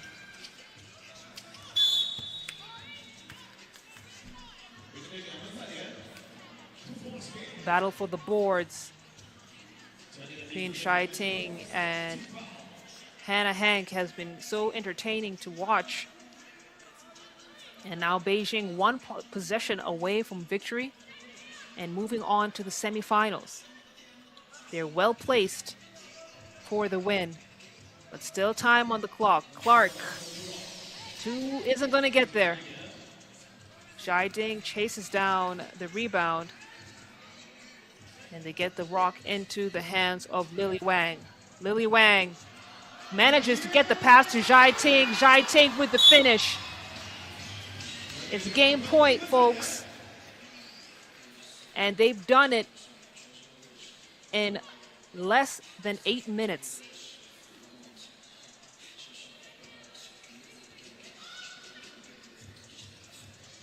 Clark from downtown. Clark buries the 2, but it might be too little too late for this Australian squad that dug themselves in a hole and they weren't able to recover. Xiaoting, could she finish up this game for Beijing? No.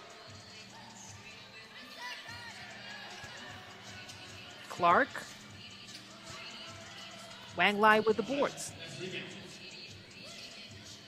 Feng Yi Sun now, as Beijing space out the floor, gives Wang Lai an opportunity to go play iso ball. Clark chases it down and blocks it right off the court. She brings such incredible athleticism to the Kangaroos, and it will be a joy to watch how she continues to perform in this 2026 season at the FIBA 3x3 Women's Series. Lily Wang with the runner. Can't squeeze it home.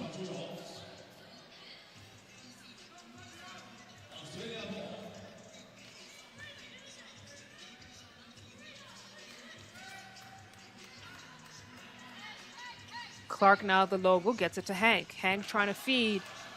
Quick hands of Lily Wang was able to snuff out the pass. And now they'll be looking at the pick and roll action here. Shai Ting. Shai Ting. Shai Ting for the win! Beijing, what a dominant performance and a great victory for them. 21-10. An absolute performance from Jiating Zhang, who was the lead scorer from both teams and was literally unstoppable in that low block. There was nothing Australia could do. They tried the double team. They switched Clark on her. They switched Hank on her. But Jiating Zhang, when she controls the paint, Beijing controls the game, and that's exactly what they did. So it's Beijing who will meet Canada in the semifinals of this Women's Series Shanghai stop. And that's going to be a very, very entertaining matchup between Canada and Beijing. But take a look at some of the highlights here of that game. Jiating Zhang, she was patient, she was composed, and the word of the day for her was complete dominance.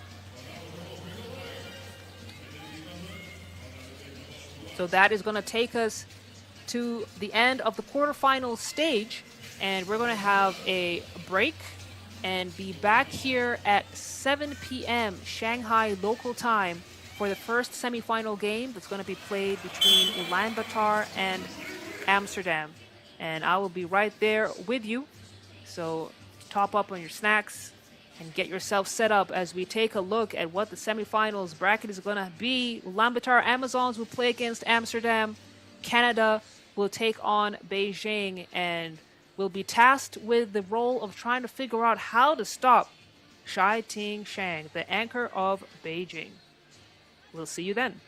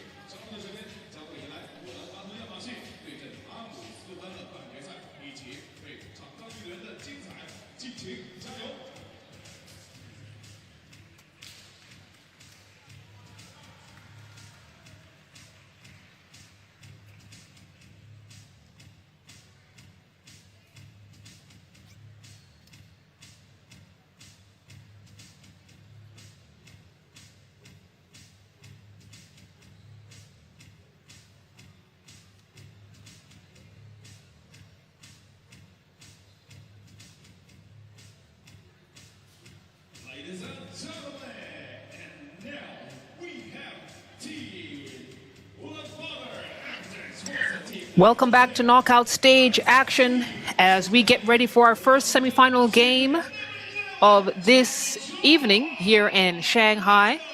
It's going to be Ulaanbaatar Amazons playing against Amsterdam. Ulaanbaatar Amazons are going to be the first to go out onto the floor, as the first thing that stands out here is the absence of Aryan Setsig. She's been struggling with injuries at this stop, and that's going to be a tough hit for Ulaanbaatar Amazons, who will have to play this game with a 3-woman squad, no substitution. And even if they win this game, getting into the finals with no substitute is going to be very difficult for them. But that's just the casualties of the game, and they're going to have to deal with what fate has given them. As we get ready for team introductions for Amsterdam, this squad narrowly beat Austria 13-11 in the quarterfinals, and will be looking to continue their run here at the Shanghai stop, try to get themselves into the finals and get themselves a historic win for the former Netherlands under-25 squad, as Kalk heads out onto the floor to complete the 4-woman roster that has carried them into this stage. They finished 5th in Chengdu stop, so already they are farther than they've ever been in the 2026 series. Referee list going to be Rhiannon and Kirong Shi, who will be handling this as they decide who's going to have possession to start things off. But this should be an interesting game. There's not too much of a contrast in styles. While the senior Netherlands team is a bit more structured and focus on the fluidity of the game, Amsterdam is more up-tempo because of their youthful squad. Ulaanbaatar Amazons, of course, thriving on physicality, energy, and momentum plays, led by Kulan Ulaanbaatar, who sets the tone with the aggression. She had 6 points in the quarterfinal game that they played against the Netherlands, and they'll be relying on her to trigger the offense and also have that scoring spark when Ulaanbaatar need it. Amsterdam will play a bit more structured style, but are still quick, and what stood out to me for them is just their dominance on the defensive end. They played against Austria. Low scoring game for them, but they also held Austria to just 11 points. So 2 teams, slight edge for Amsterdam, as the Amazons don't have any subs. Let's see how they handle things and how Ulaanbaatar respond to the defensive end of things, the defensive pressure of Amsterdam.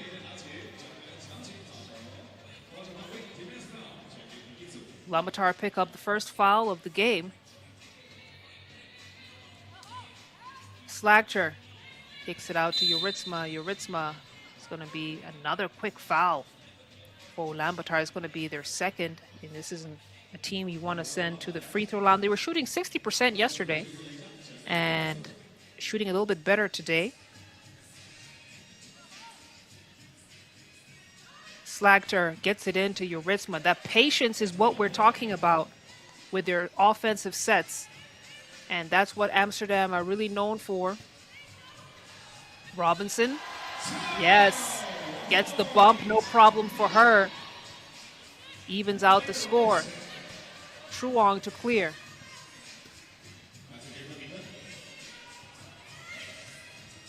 Robinson, she's going to go at Yuritsma again. The up and under isn't going to get there, and Yuritsma gets the last touch as she asks for a substitution. So possession back to Ulaanbaatar.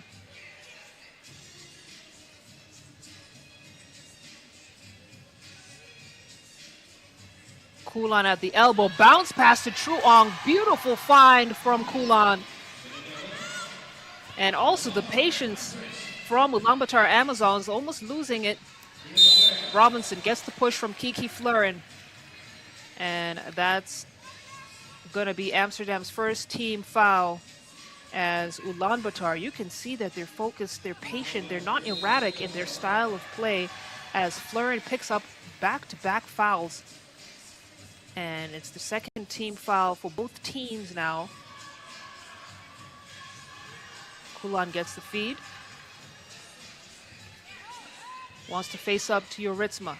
Kulan, we know what a threat she is in that face-up offense. But she's also dealing with one of the best defensive players at this Shanghai stop. Yuritsma can't hit the two. It's chased down by Slagter. They got another possession to convert. Yuritsma tries to feed Slagter, and it's a kick ball from Truong.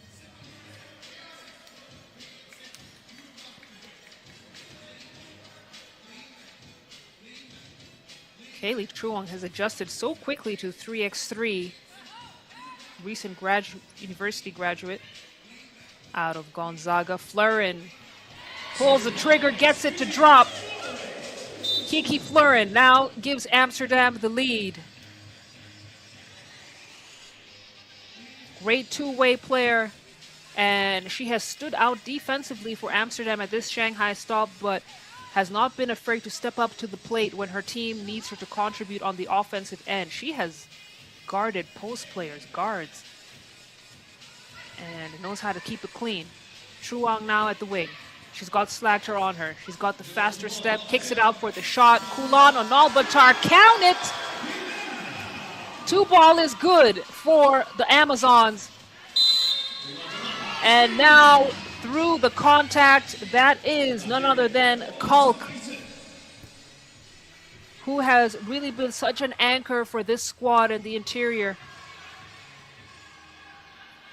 And not afraid to back down to the from the physicality of stronger teams. She'll make her free throw, and Amsterdam back on top.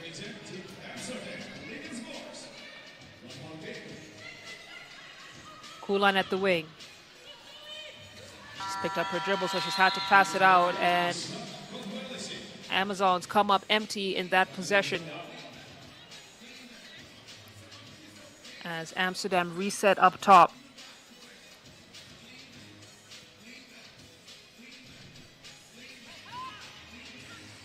Kalk almost loses it. Robinson not giving her any space. Yuritsma tries to clear it. Kiki Fluren, desperation heave as the shot clock winds down. And it's going to be Amazon ball as they try to grab back the lead from Amsterdam.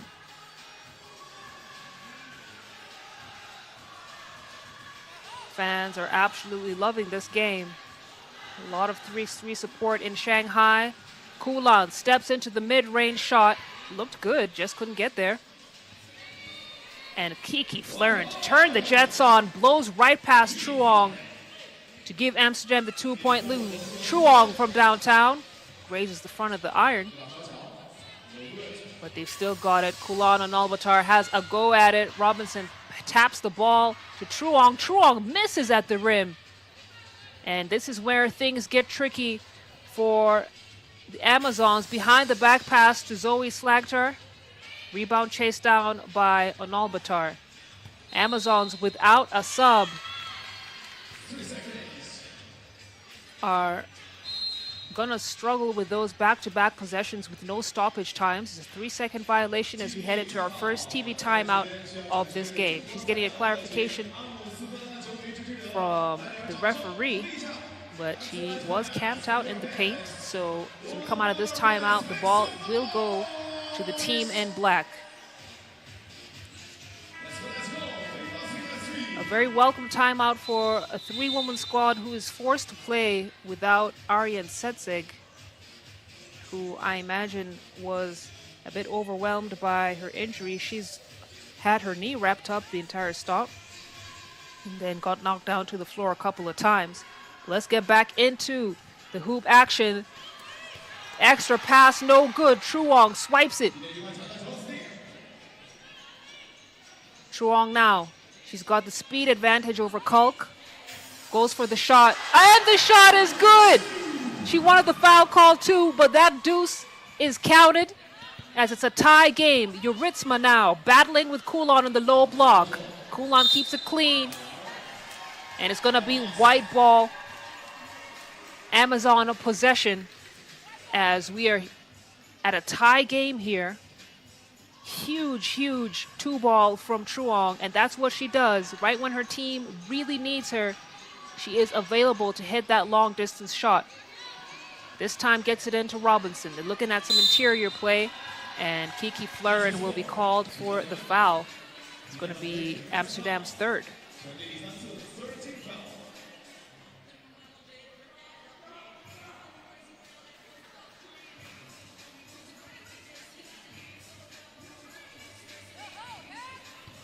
Kulan gets it in the low block, didn't have the angle to get the bucket. Kiki Fluren, two-piece on the way, no. Off target. Amsterdam are battling in that block. That's a height advantage over Truong that Kulk has.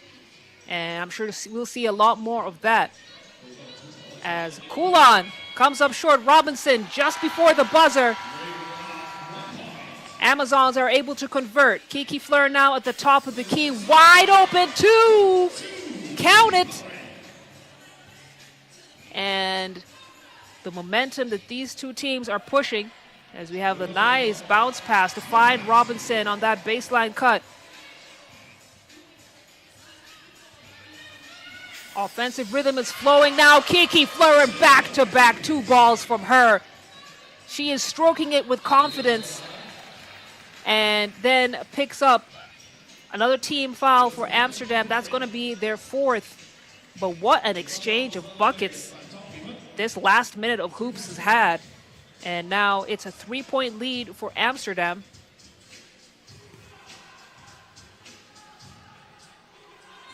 Truong at the wing. Decides to go ISO with Zoe Slagter. Zoe Slagter saw it coming.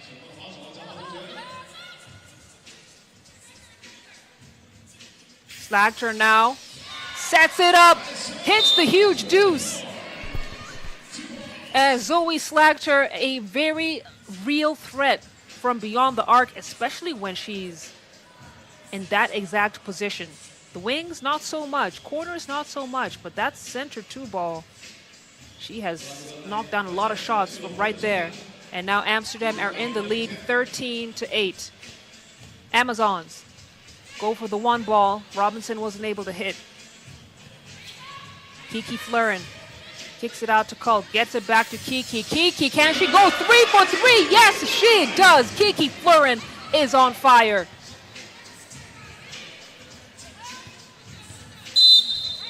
And then Yuritsma picks up the foul on Robinson.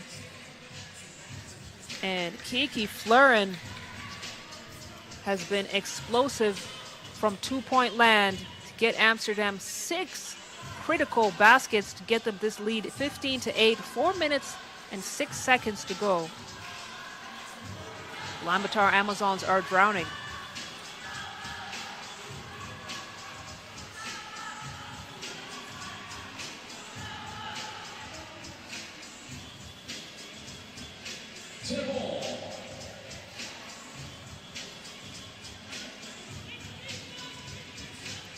Check ball up top.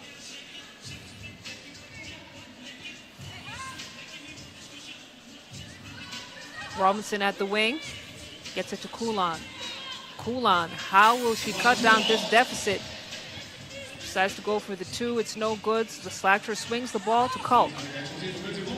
Kulk, she's gonna get back to Slagter. Yes, she does, and Slagter misses the bunny. Kulk can't get it either, and 0 for 3 underneath the rim, but at least they earn a trip to the free throw line. As we take our second TV timeout here, 3:44 on the game clock, and Amsterdam, sitting on a 7-point lead on the back of incredible shooting from Kiki Fluren, but also great interior play from Zoe Slagter and Kalk.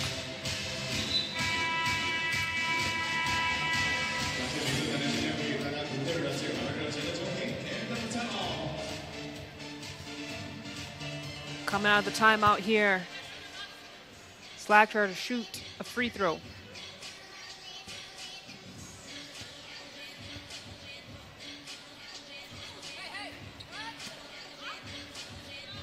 Ball back into the hands of Amsterdam.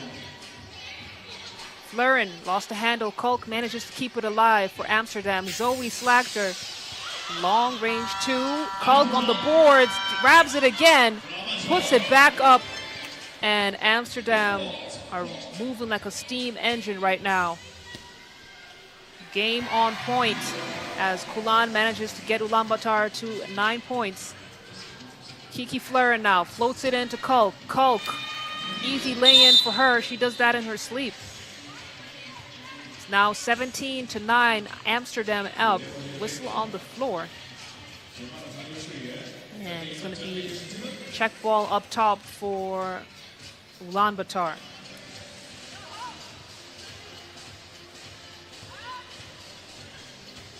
Kulan drives.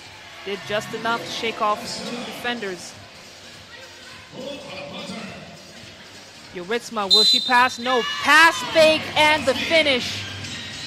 And that's what makes this team so dangerous on that give and go action. You never know if they're going to pass or just go all the way to the cup with it. And Amsterdam are moving like a well-oiled machine here, keeping their opponents guessing. Will she pass? Won't she? Will she shoot? Won't she? Yuritsma now take a free throw. Make it a 1-possession game. She misses. Kulan clears. Truong. And it's going to be an offensive foul. You can see the Ulaanbaatar Amazon players breathing hard.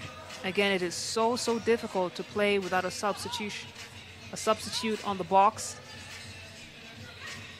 And look at the crossover and the finish from Kiki Fluren. She has been taking full control in this game as she picks up a team foul.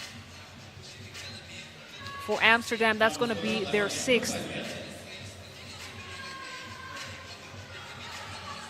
Kiki Fluren has been superb and takes a well-deserved seat and catches her breath on the box as her teammates continue to go at it. Kulan goes, Slagter pops up, comes up short. Robinson will clear it. Gets it back to Kulan at the wing.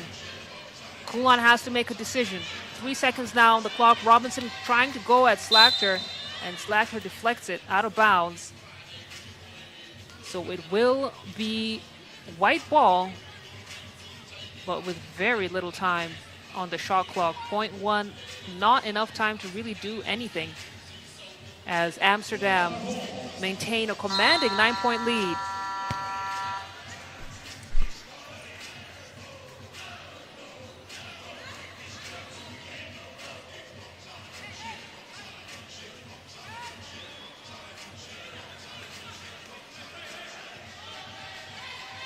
It's the black ball.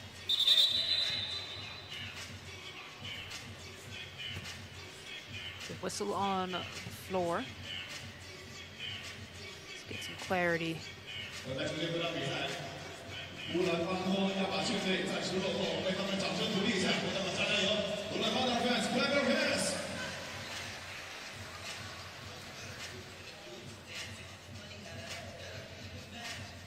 So they're going to recheck the ball up top. Yuritsma to get things started.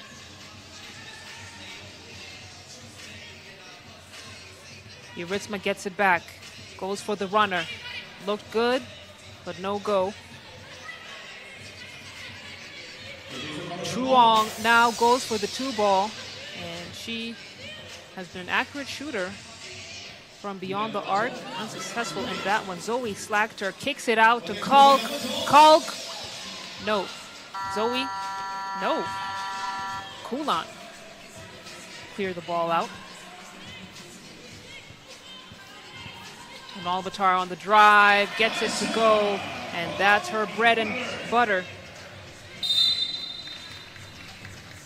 She is so great with those aggressive drives and relentless effort on the boards. But this game has not gone in the favor of Ulaanbaatar Amazons, and now with 1:27 on the clock, it's still an 8-point lead for Amsterdam. Kiki Fluren, this time way off. Truong gets it back. Nice give and go action. And Robinson rolls very well to the hoop. It's 12 points for Ulaanbaatar. Yurisma, right-handed lay-in, no good. Too strong off the glass. And we have under a minute of game to go in this first semifinal game, as Ulaanbaatar trailing now by 7.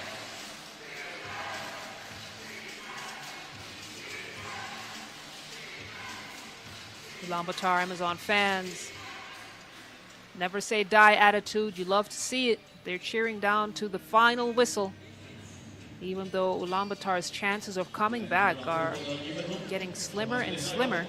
59 seconds on the clock.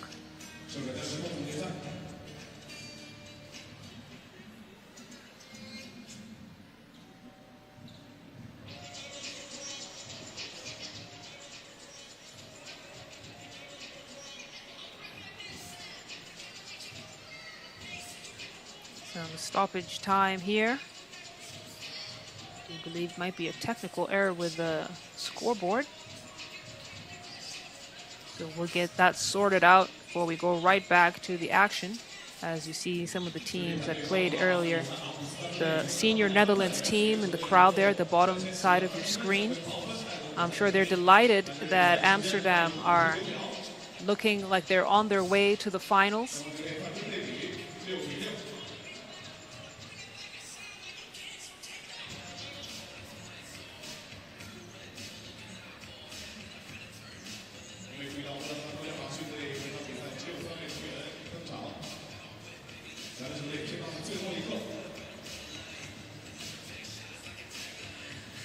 Kulan, she's been an incredible force for the Amazon Warriors. Excuse me, the Ulaanbaatar Amazons. She's the warrior princess. That's what they call her. And that's because she has a never die attitude and knows how to battle for her team. It's just unfortunate that she wasn't able to battle with one of the core members of the Ulaanbaatar squad, Aryan Setseg Bat Erdeen. And we do wish her a quick recovery. Good thing is, after this stop, there will be a break as teams turn their attention and focus to the 2026 FIBA 3x3 World Cup. It's going to be played from the 1st to the 7th of June. So there will be a break in the women's series. And the next action will take place almost a month from now in Austria.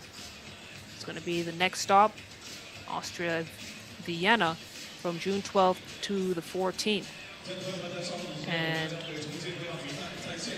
I won't be too surprised some of the members of this Amsterdam team will actually join the Netherlands senior team for the 2026 FIBA 3x3 World Cup. I personally would love to see Kiki Fluren there. I think she has the talent and the skill level to compete there. As you see some of the players from Neftchi Sokar, that's Mollenhauer and Brianna Fraser, having a deep conversation. So we'll get these technical issues sorted out, and then we'll be right back to this semifinal game 1 action. Don't go anywhere.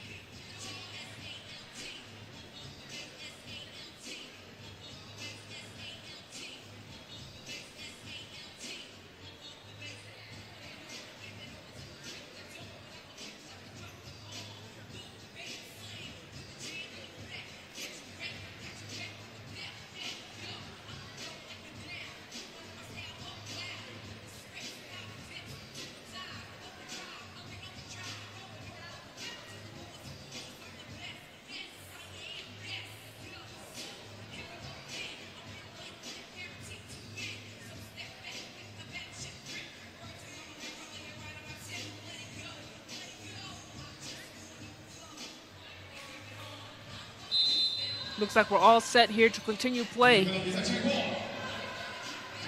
Keep your eye on that game clock, 54 seconds. Kiki Fluren, left-handed lay-in, right-handed finish. She's blocked by Ulaanbaatar, who got more than just the ball. Got a piece of her hand too. So Kiki will head to the free throw line.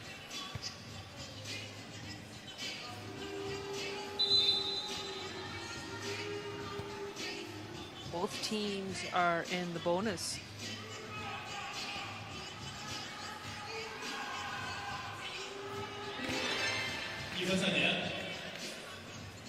First free throw was good.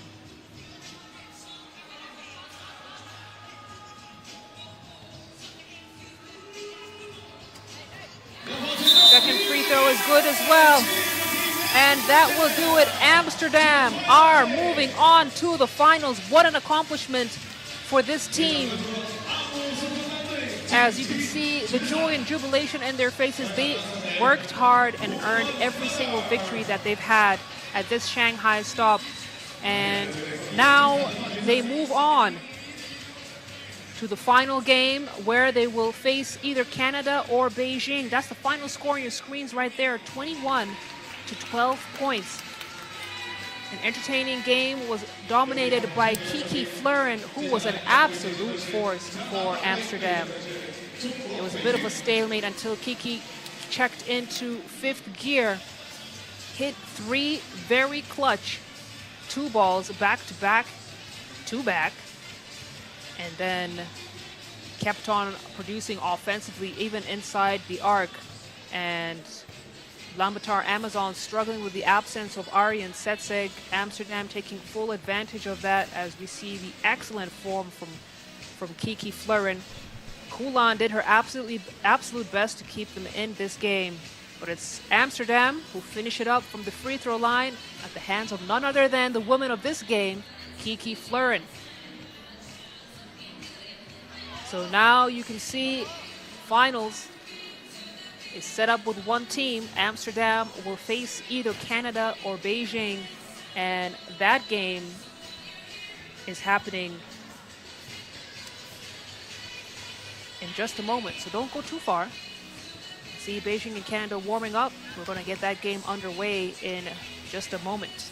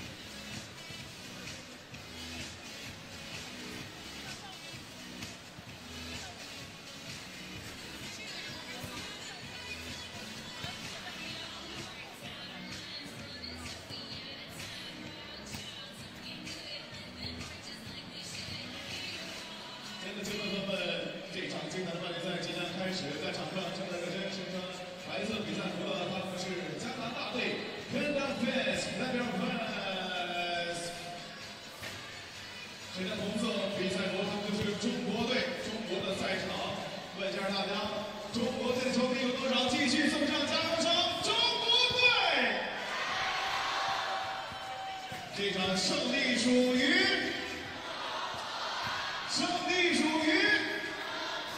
一起来，一起期待，精彩开启。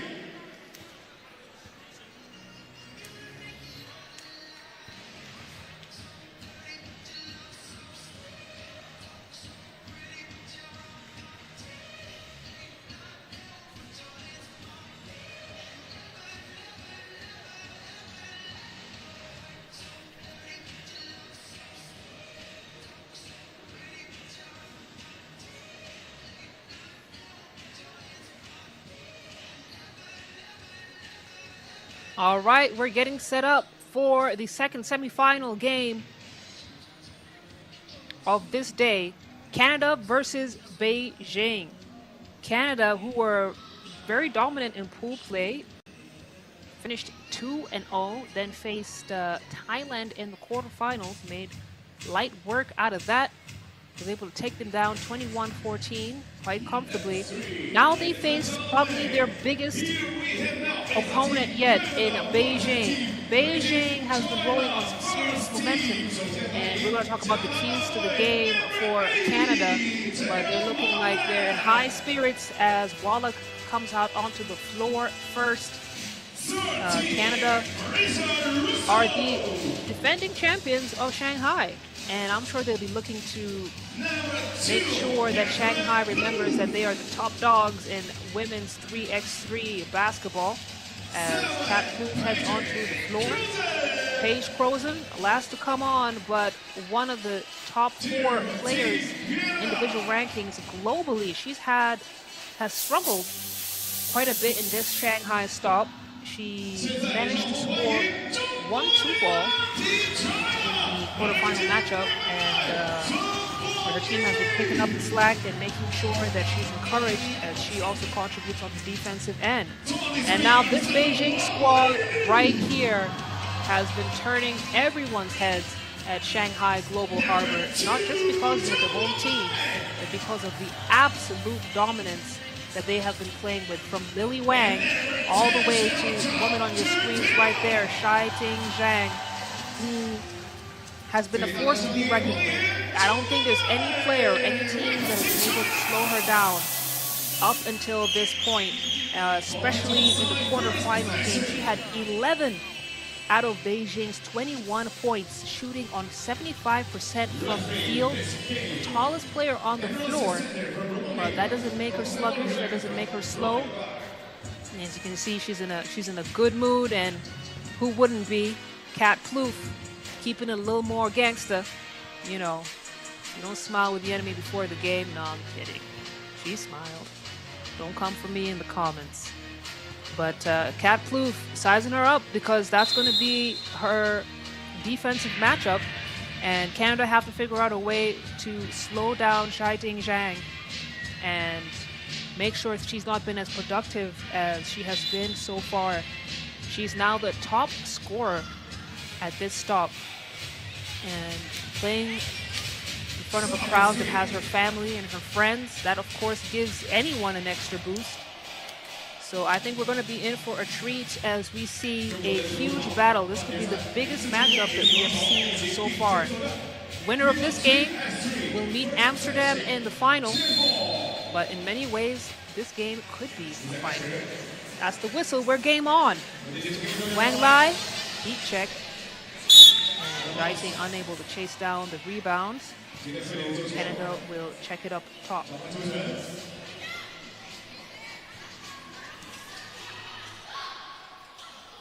Crozen. Can she get it? No. Shai-Ting shakes off Kat Kloof. Draws first blood for Beijing. Not enough bounce on that pass into the post. So it's going to be Canada's first turnover as Beijing check the ball up top. It's been 17 points per game for Canada up until this point, and it'll be interesting to see if we can get a high scoring production against Beijing, but my guess is this might be a low scoring game, especially if especially because Canada have not been shooting well from beyond the arc.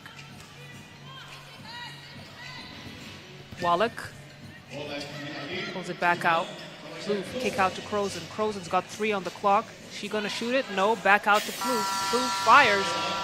Zhaiting, gets the rebound, clears it out. Oh, she wants to do that pick and roll with Lily Wang, and that's just great basketball. Lily Wang and Zhaiting Zhang showing us how it's done on that pick and roll. Not too much more Canada was able to do in that possession. And now Zhaiting has an opportunity to make this a 2-point play.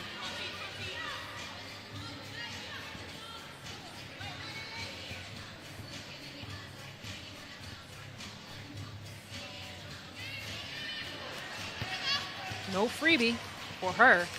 And it's Russell to clear. Look at the ball pressure from Wang Lai. And travel violation on Wallach.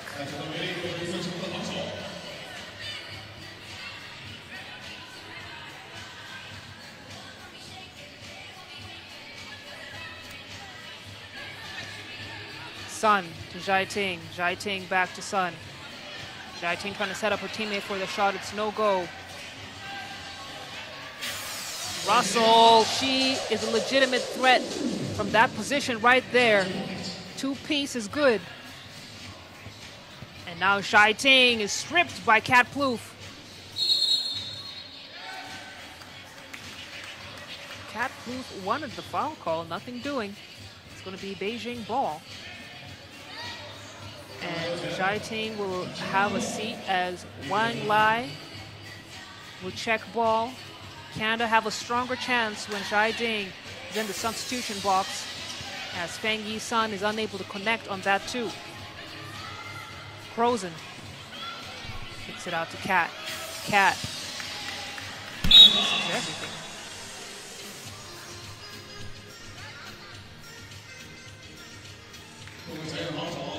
Zhaiting going back on the floor. Canada's doing a good job defensively in making sure Zhaiting sticks out on the perimeter. The best that you possibly can in this situation. Lily Wang with the wide open 2.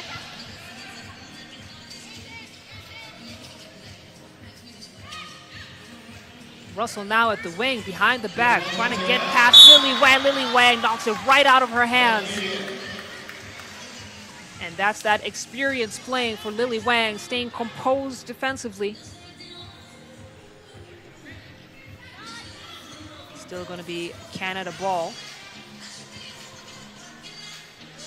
Zhaiting, hand in the face of Paige Crozen. That was a good defensive stop from Beijing.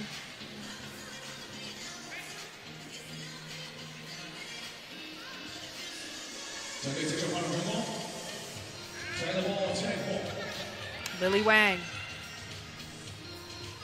kicks it out to Wang Lai. They got to keep a close eye on the time. And ball rolls out of bounds with 1.9 seconds on the shot clock.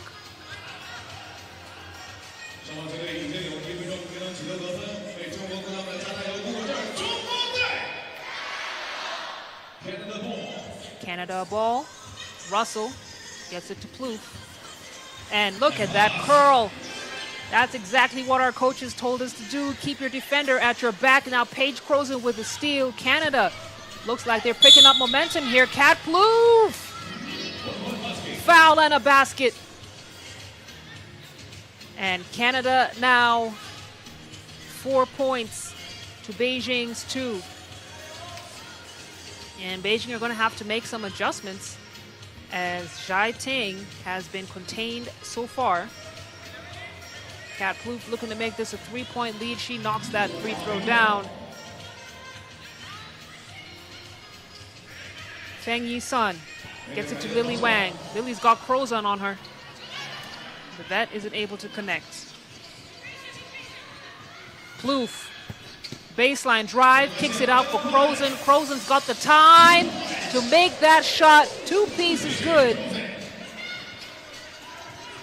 Now, nice floating pass into Zhaiting. And that's the go-to action for this China squad. That's the move that they know is very hard to defend. Wallach in the face of Wang Lai. No, Feng Yi Sun is going to pick up that foul. And it's Wang Lai who will check into the game. And Sun has a break. It's going to be our first TV timeout. 6:45 on the game clock. Canada up 4. They've done a great job of containing Zhai Ting, making sure she doesn't have easy rolls to the basket. They're forcing her into the perimeter and forcing Beijing to look at another option. So this is the point where Beijing now have to see if the longest the shots will fall. They were averaging 21% coming into the knockout stage from distance. And all things considered, those are good chances if you ask me. So I'd love to see them take some more deep shots, but they do have streaky perimeter shooting. They're not as consistent as other teams. So let's see what adjustments they make coming out of this timeout as Wallach shoots a free throw. Tara Wallach misses.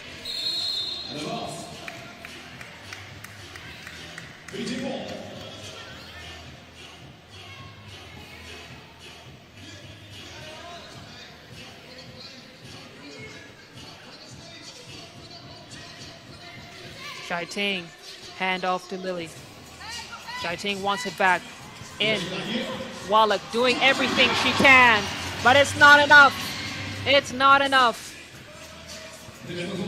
Russell spin move on Lily, on Wang Lai. That was a great move.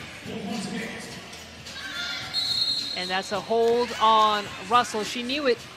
She knew she couldn't let Zhai Ting roll to the basket like that.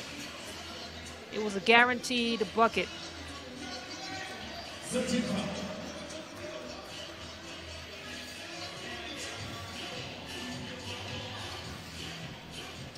Plouffe finds Crozen. We've seen that before. Crozen misses. And she has had bad luck with her shooting in this game. Now Zhai Ting fumbles. Russell makes him pay.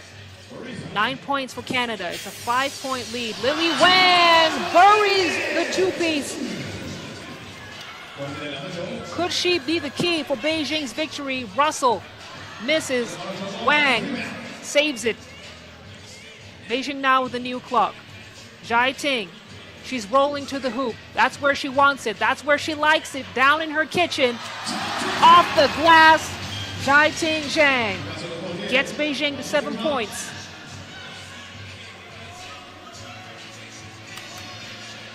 And now Kat Plouffe, open look, mid-range jumper is what she goes for. So she couldn't gone for the layup, as it's now become a 3-point game.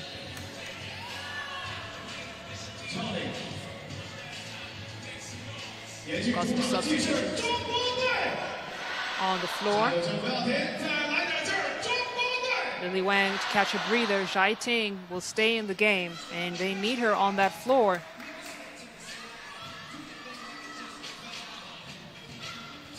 Crozen gets Plouffe open. Plouffe all day. She does that all day.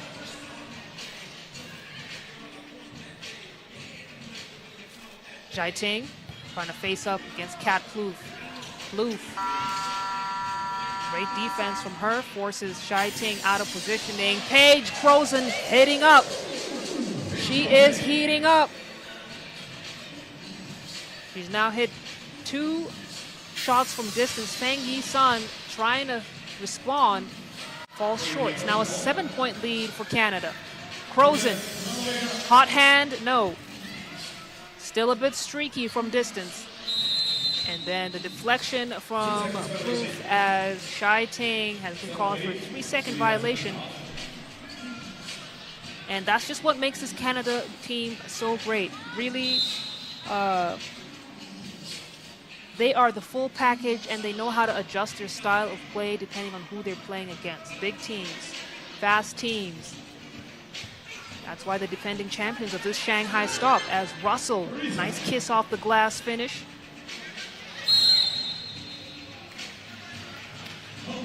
As a holding foul called on Tara Wallach, 22-year-old for Canada. 22 is very young, and what Tara Wallach is showing us here, she has a great future. As Lily Wang drains the mid-range shot. Crozen now. She's faster than Zhai Ting, but Zhai Ting's taller and is able to snuff out that attempt. Wang to clear. Zhai Ting, you see her indicating, listen, don't look for me, slow it down a little bit. Feng Yi-sun now has to contend with Wallach. It's 2 seconds on the shot clock. She has to shoot it. And desperation heaves to beat the clock. Can't get anywhere near the rim. As you see, she is desperately needing this timeout just to breathe and just to re-strategize. This Beijing squad has been held to 8. Canada now at 15, 3:46 on the game clock.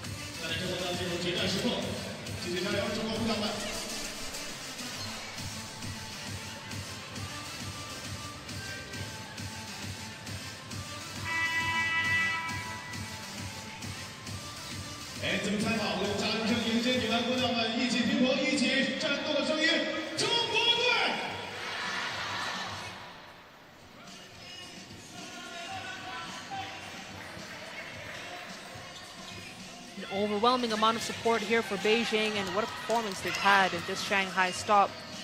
And looking to extend their run just a little bit longer. Spin move from Zhai Ting. Right in the face of Plouffe. Not much Plouffe could have done for that. Lily Wang deflects.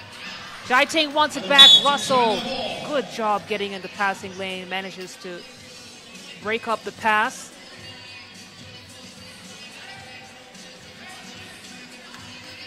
But the scoreline remains the same, a significant lead for Canada. Lily Wang steps into the 2.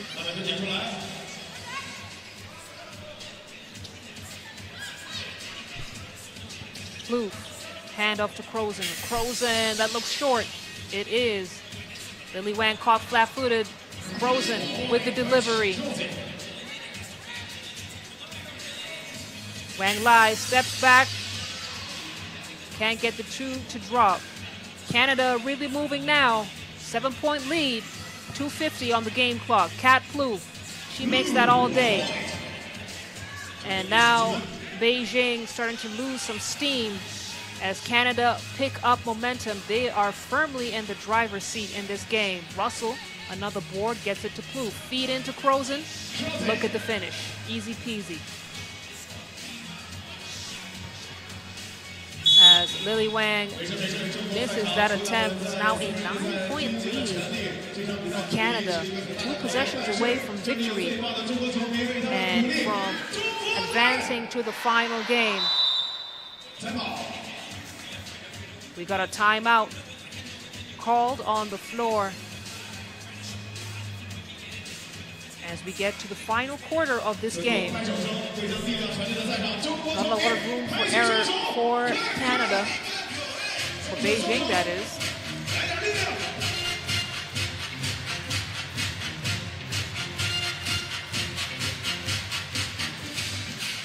An incredible fight for Beijing, from Beijing though,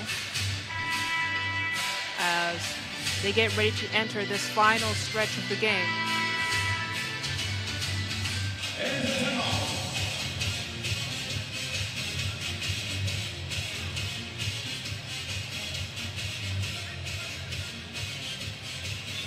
Crozen to check ball. The handoff to Plouffe. Russell. That time she's too strong. Wang. Wang finds the bottom of the net, trying to give Beijing a lifeline. It's 18-11. Zhai Ting chases the ball down, trying to get it. Throws it right into the hands of Russell. Page Crozen pocket 2. No. But the boards are being scooped up by her teammates, even though she's been off. And now they're 2 points away from advancing to the next stage, this Canada squad. Wang knows the best line of defense is from taking perimeter shots, but misses both attempts. Wallach to Plouffe. Plouffe's back into Wallach. Gets her own rebound. Russell could call game right here. She does. She's not the one to mess with from beyond the arc. And Canada beat Beijing decisively 21-11 with a minute 30 seconds to spare. What a game from Canada. Literally picked apart Beijing, shut down Shai-Ting Shang when we thought no one else could. And Canada will be the team advancing to the finals to play against Amsterdam. Let's take another look at that final score there. Canada, 21. Beijing, 11 points.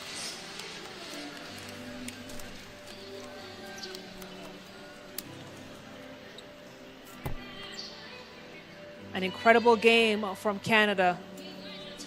They do such a good job of scouting their opponents, and they knew exactly what they needed to do to shut down China. They slowed down their offense by making sure Shai-Ting Shang wasn't as involved as she could be, doing the best that they could, really, and made sure that they were hitting shots from deep. But really, every single Canadian player is an offensive weapon. We saw Marissa Russell hit that final shot. She is electric inside, outside, and also very disruptive when it comes on the defensive end of things. And China were not able to recover.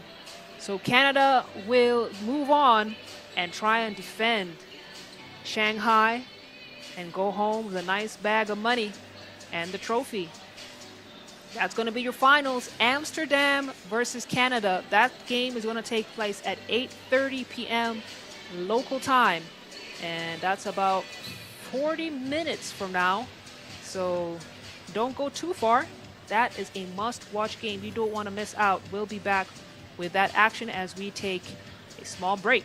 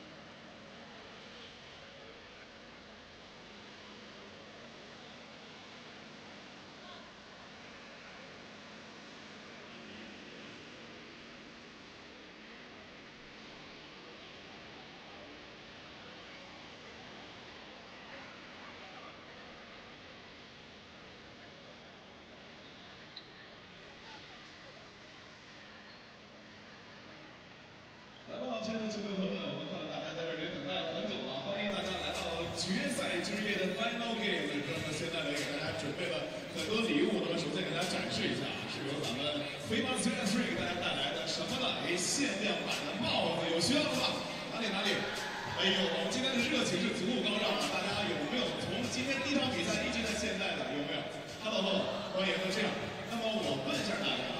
既然一直在关注呢，是不是资深球迷？是不是只是看看热闹而已啊？我们决赛对阵的双方球队谁知道？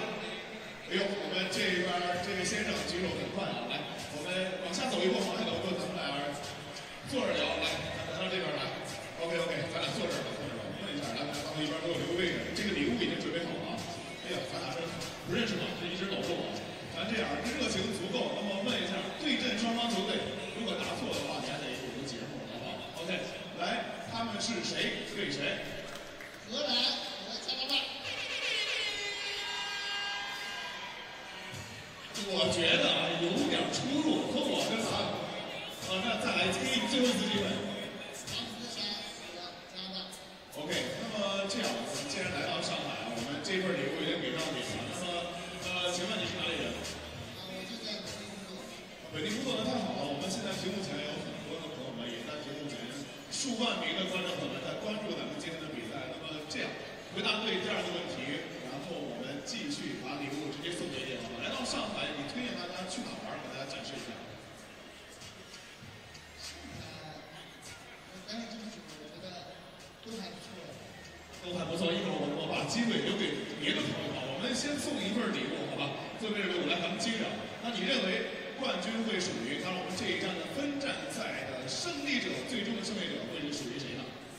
这两个队我都挺支持的，我更希望中国队来，中国队已经拼到最后了。我们的政治高度是足够了，好吧？我们在赛中也期待你们各位他们一起加油，好吧？谢谢你的参与，好吧？你的位置是 VIP 坐席啊，这个位置一定要展示咱们中国球迷热情啊！谢谢各位。来，我们还有一份礼物，这次我们送给有没有咱们本地的球迷？看哪里？来，来，我们到这边来，我们看拿的是我们的一位咱们坐一起吧，好不好？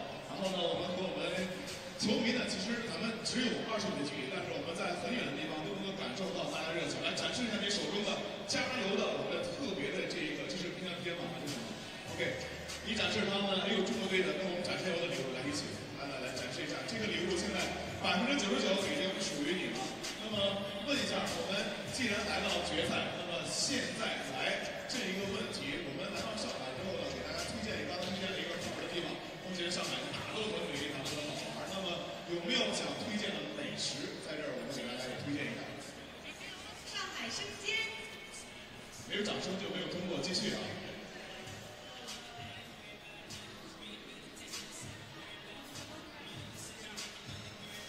没关系，已经推荐的很好了。那么这样，咱们既然已经为决赛做好准备，而且手中拿着我们的加油助威，那么一会儿一起来期待比赛的开始，拿到这个礼物。OK， 展示一下，开心。我们今天也准备了很多这样的礼物，在决赛当中要送给大家，好吧？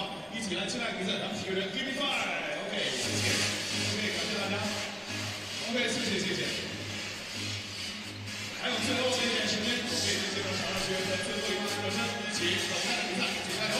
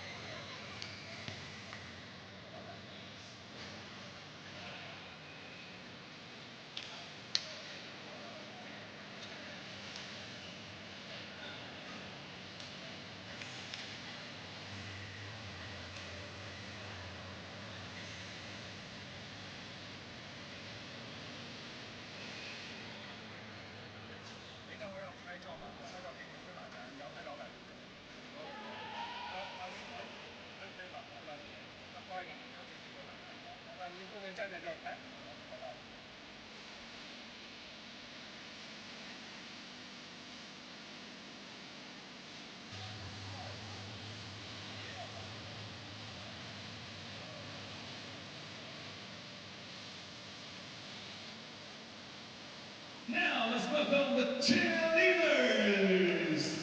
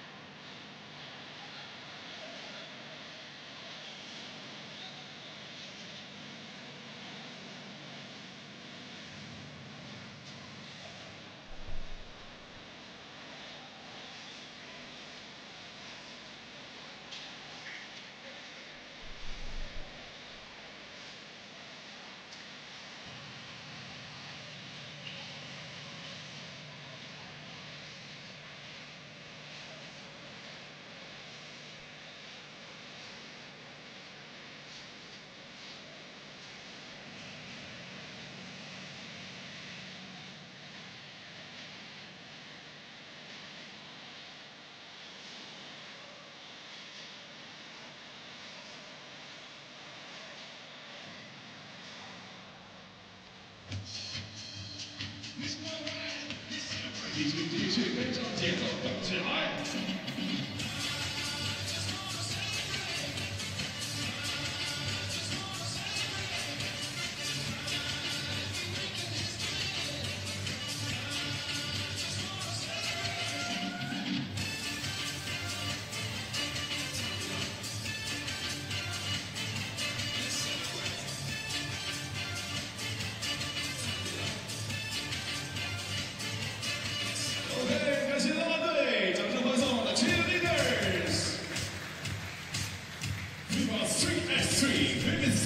！Shanghai 2026，球员已经准备好了，现场的球迷 ，Are you ready? Make some noise! Final game.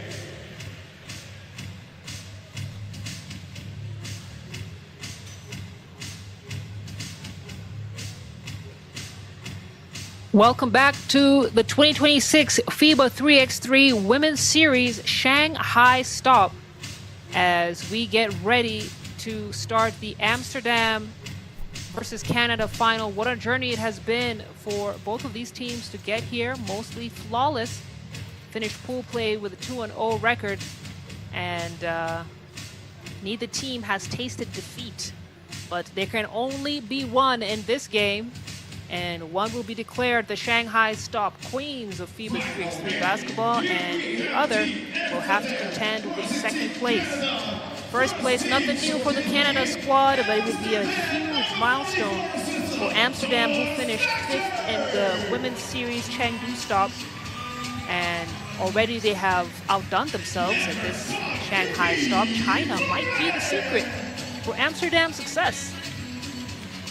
They face their toughest opponent yet in the defending champions of Shanghai, Canada, as the extremely talented ladies step out onto the floor. The younger sisters of FIBA 3x3, their older sisters, Netherlands, did not advance past the quarterfinal stage. Ulaanbaatar took them down, 16-12. So now it'll be little sis who have to carry the mantle the rest of the way in this finals game as Canada get ready to head onto the floor. Canada, an impressive performance from them, but nothing new. I say they ain't new to this, they true to this. And even with the recent additions of Russell and Wallach to this squad, they have been able to be a force to reckon with and the team to beat at this Shanghai stop. And no team has been able to achieve that objective. We're going to find out if Amsterdam are able to do it. That's going to be the 4 ladies representing Canada at this finals here in Shanghai Global Harbor. This is a final that's going to come down to execution under pressure as Slagter and Plouffe dap it up. That's going to be the referee list. Slava and Rhiannon de la Torre will be handling this game. Canada still bringing the experience and championship DNA, but one of the biggest stories at this stop is Paige Crozen's shooting slump. She improved a little bit in the semifinal game, but she hasn't found her usual rhythm from deep, which has placed even more pressure on Canada to generate offense through physical drives and rely on the other teammates. Larissa Russell has really stepped up to fill in the shoes on the offensive end, and we'll expect her to continue that in this final game. Canada would like to try to slow the game down and force Amsterdam into mistakes, which is possible, as Amsterdam have struggled with their turnovers in this stop. But we got to talk about Kiki Fluren, number 5 on your screens right there. She exploded for 3 huge 2-pointers in the semifinal, finished with 12 of 21 points. And she has been a standout player at this stop, and especially for this Amsterdam squad. Let's see if she can get that hot hand rolling in this game. That's the whistle. We are live. It's the final of Shanghai.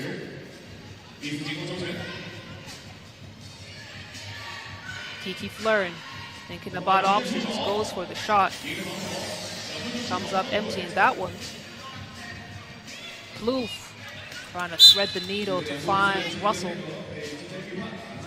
And Kiki Fluren and Amsterdam are one of the stronger defensive teams at this stop, but fire meets fire as Canada, fewest points allowed, so they are the most defensive team at this stop.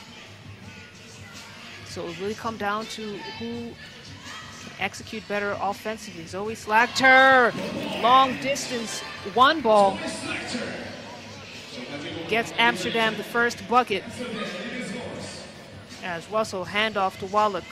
Wallach going against Juritsma. Juritsma snuffs out that attempt and keeps it clean. No foul there.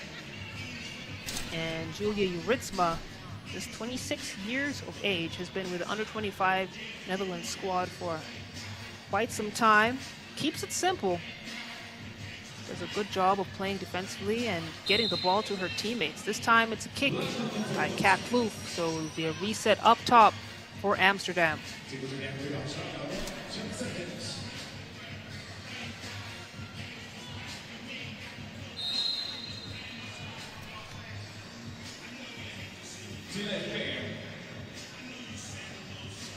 It's going to be a delay of game warning for Canada.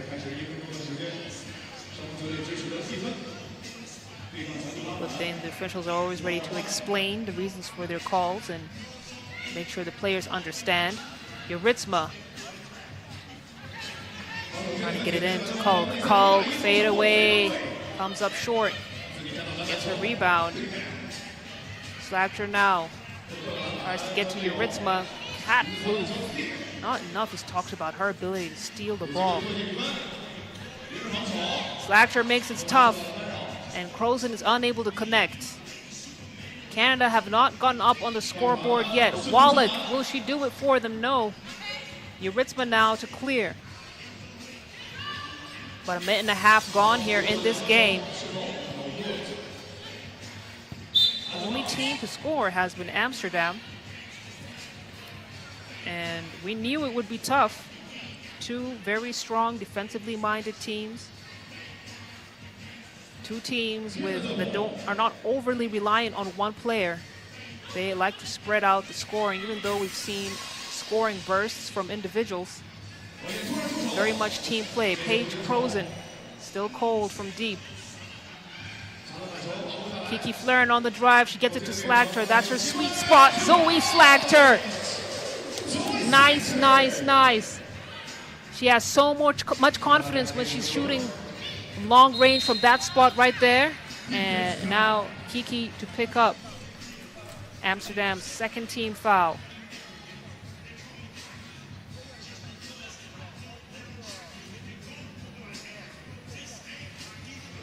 It looks like it was first team foul.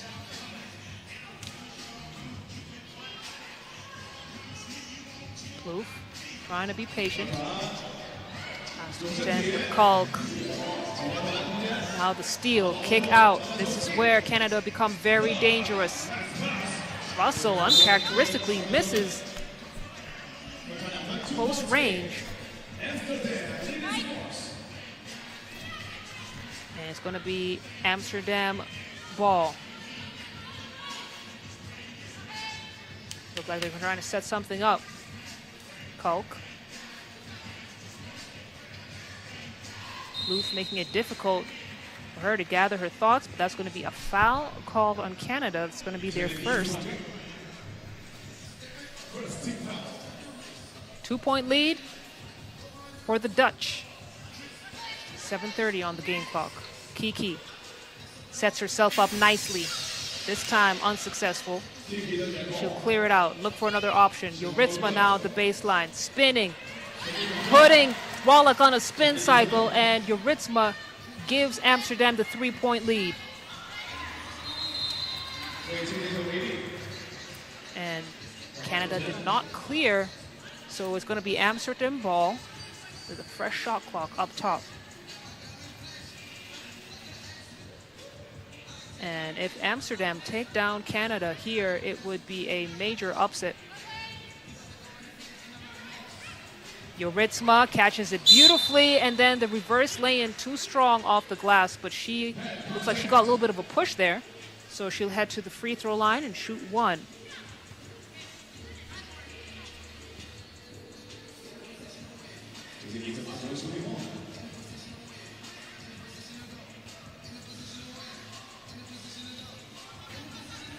Juritsma misses the free throw. Amsterdam have been 60% from the line. Paige Crozon. Paige Crozon rattles it in. That's a huge 2-ball for Canada. Puts them 1 point away from Amsterdam. Kiki Fluren misses the first attempt. Puts it back right up. And they're back to a 2-point lead. Paige Crozon decides to take it into Juritsma. Juritsma slaps it out of her hands as we take our first TV timeout. Canada down 2, 6:33 on the clock. It's been a measured game, and Amsterdam has been doing a good job of remaining composed. They've slowed it down a little bit and slowed the game down and forcing Canada into a couple of mistakes. They've been taking care of the ball, Amsterdam. And Fluren has not caught fire yet from the perimeter, but they continue to have the lead against this Canadian squad. Russell fumbles the ball, unable to get it off for the buzzer.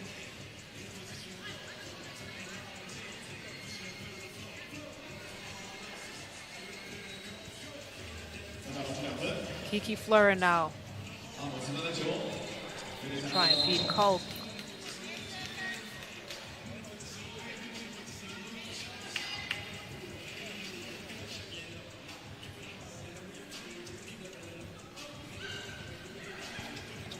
Fluren.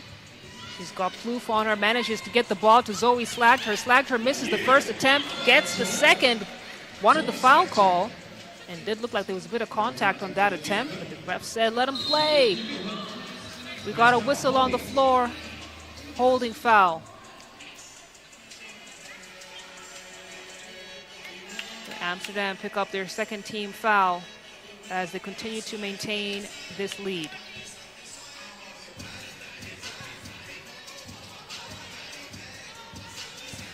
Paige on the move. Nice feed to Wallach. Completes the play. Yuritsma almost loses it. Kat Plouffe, that's what she does so well, stealing the ball right out of your hands. Such a great defensive presence on the floor for Canada. Yuritsma fakes the pass, gets it into Zoe Slachter. Slachter up and under, isn't going to get there. And it's Plouffe to clear. Bounce pass to Crozen. And holding foul on Yuritsma. Kat Plouffe, a very dangerous perimeter defender, but really on all ends of the floor. She swiped the ball right out of your hands. Has great timing.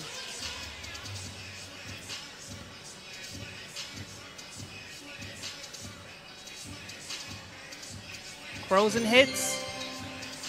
Canada tie it up, 6 apiece. We start to approach the halfway mark of this game. You start to see a slight momentum shift. Nice attempt from Crozen to now give Canada the lead. Kiki Fluren at the wing. Russell is sticking with her. Fluren has to toss it up. Wallach secures the board, gets it to Crozen. Crozen now, center lane drive, shakes off Slachter and misses. And we got a foul called on Kulk. Her and Wallach have been battling against each other in that low post. That's a nice defensive matchup, head-to-head matchup rather. It'll be a switch as Kiki Fluren now will take up the responsibility of trying to slow down Wallach.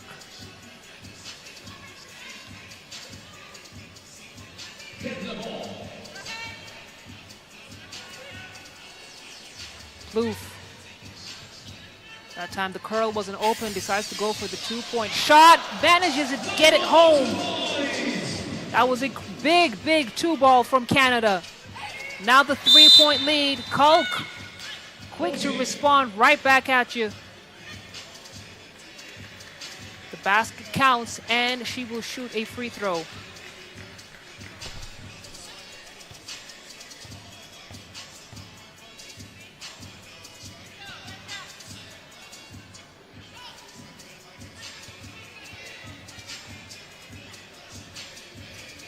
Kulk brings to the free throw shot as Canada tried to quickly get back into rhythm, get back into offense. Kat Plouffe, she had them dancing all over that floor. Nice left-handed finish from her.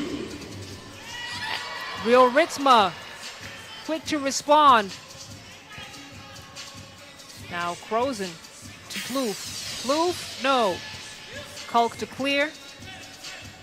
Very much still anyone's game. Kiki Fluren now takes a look at the rim from the logo. Kiki Fluren hits from deep. Fluren, she hit 3 back-to-back shots from the perimeter in the semifinal game, and she's going to be a big problem for Canada if she heats up and feels good from distance in this game as well. Amsterdam now with a 1-point lead.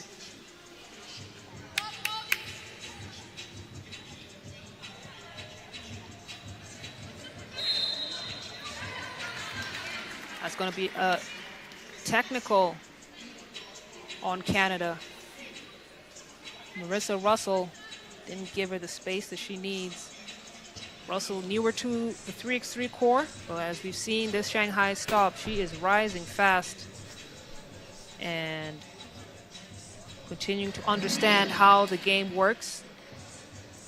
But I love to see how the chemistry has really connected on the Canada team. When you have new players, you kind of see them struggle to find that flow, but Marissa has fit right in as that goes off Yuritsma's foot, it looked like.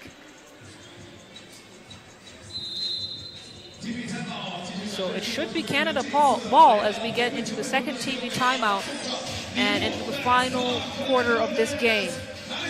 So evenly matched. Amsterdam have managed to grab back the lead, this time by 2. Canada have been held to 10 points. And while Paige Crozen continues to struggle from deep, we've seen Russell rise up to the occasion, and Kat put on her defensive hat. She's an elite post scorer, but I think she's really been doing a good job of stealing the ball and getting Canada some extra possessions, not just at this game, but throughout Shanghai stop. Kiki Fluren. Kiki Fluren, we have said it time and time again. Put a hand in her face. Well, she's gonna knock down that shot. Russell now. She's dealing with Kalk. Nice high off the glass finish. And Kiki Fluren, explosive to the rack, gets that one to go right up in Paige Crozen's face. Plouffe trying to bail Canada out. Kalk this time feeling good from distance. Too strong. Plouffe kicks it out to Crozen. Crozen back out to Plouffe. Plouffe decides to go in for the lay-in. And makes it look so easy. Zoe Slagler wants the ball in the low post. And she wasn't settled in long enough. It looked like Crozen got a piece and poked it out of bounds.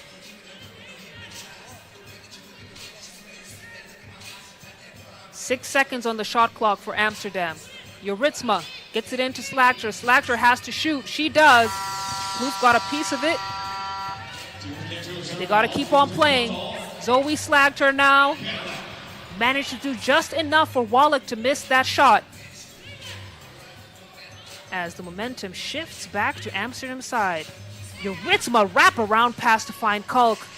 Reaches its target, but she caught it a little bit too deep. Crozen thought about the shot, brings it back up. Fadeaway two, no. And Juritsma had Plouffe sealed, but no one else was crashing the boards. Canada almost got the possession back. 2:28 to go in this final game here.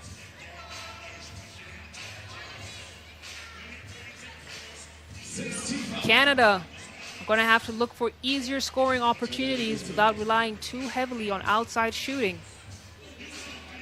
Still down. 3 points differential. Oh! Who needs inside play when you got Larissa Russell on your squad?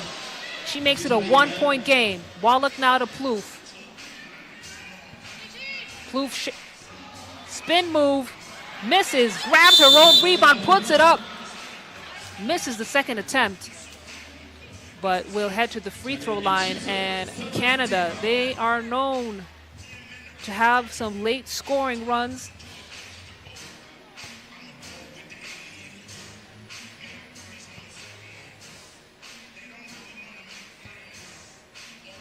But this elite defense for Amsterdam. Sometimes when the defense is like this, they can stagnate a little bit. But she knocks down the first free throw. Kat Plouffe, high percentage free throw shooter, so no surprise there. And she has the chance here to give Canada back the lead. She misses. Kalk chases it down.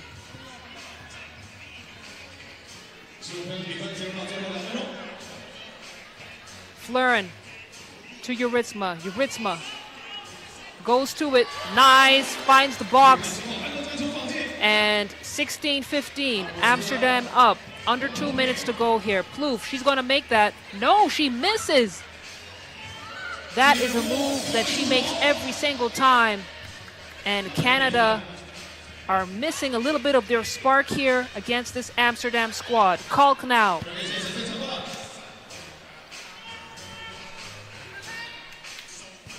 Kat, look at the pass to Russell. She is surgical with it. Call her Dr. Plouffe. Kalk now, that's a deep two. Airballs it. And it's tied game 16-16. A minute 10 to go. We got a timeout on the floor called by White. Amsterdam under pressure. Canada arguably under more pressure. They're the team with the experience. They're the team that is led by the vet Catherine Plouffe. Also Paige Crozen. Many would expect them to blow teams like Amsterdam out of the water, and yet Amsterdam have entered the group chat and saying, hey, We're some big dogs too. We don't care about your championship DNA. We're here to win. And that's exactly what Amsterdam are trying to do this final game here in Shanghai.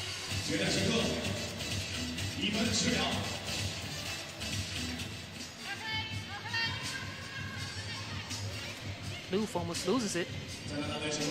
Wallach kicks it to Plouffe. Plouffe fires. Kalk with the defensive board. And that's going to be an offensive foul. Amsterdam have to be careful here. They're in the bonus, so that's going to be Canada ball. Russell up top.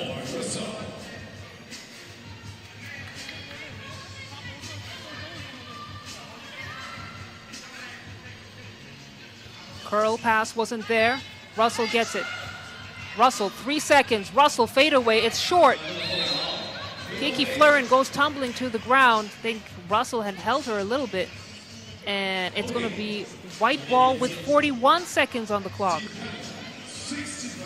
This game has us on the edge of our seats.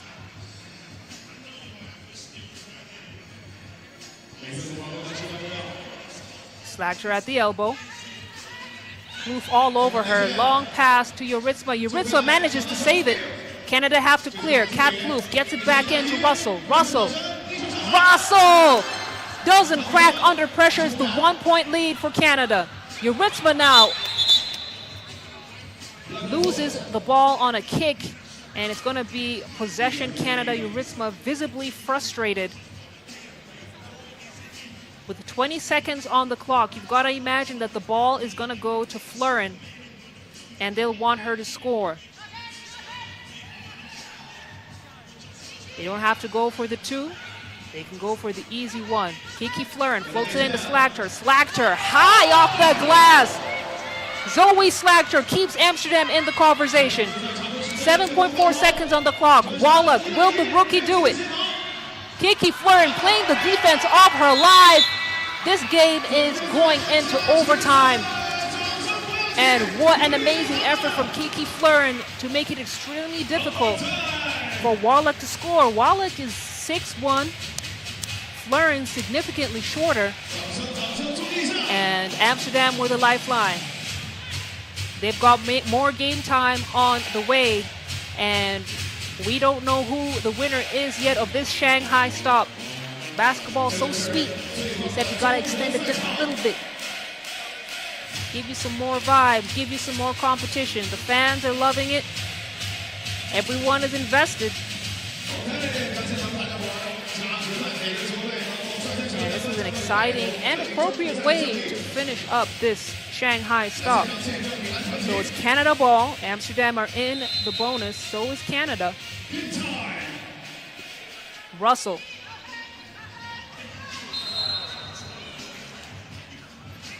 Looks like it's going to be a foul on the screen, and it's 2 free throws.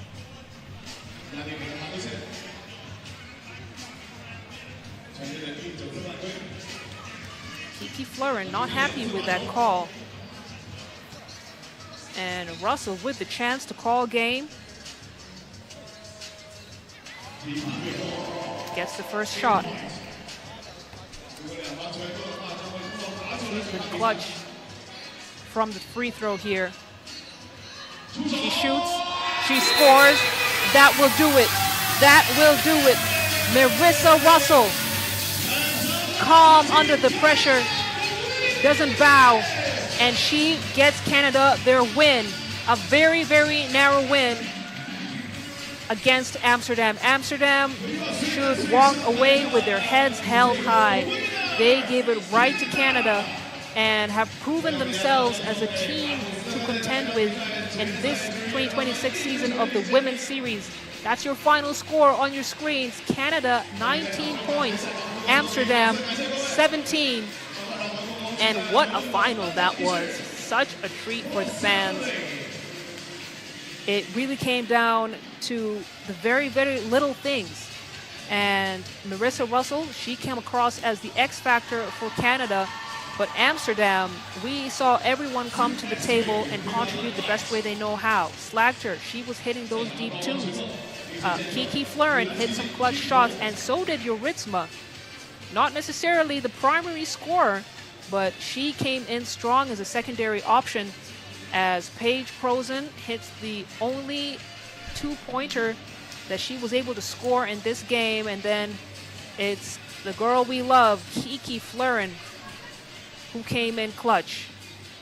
At the end of the day, it was the battle that you love to see in a final game, and impressive performance. Kat Plouffe, the vet, the most experienced player on this floor. She did such a superb job for Canada on both ends of the floor.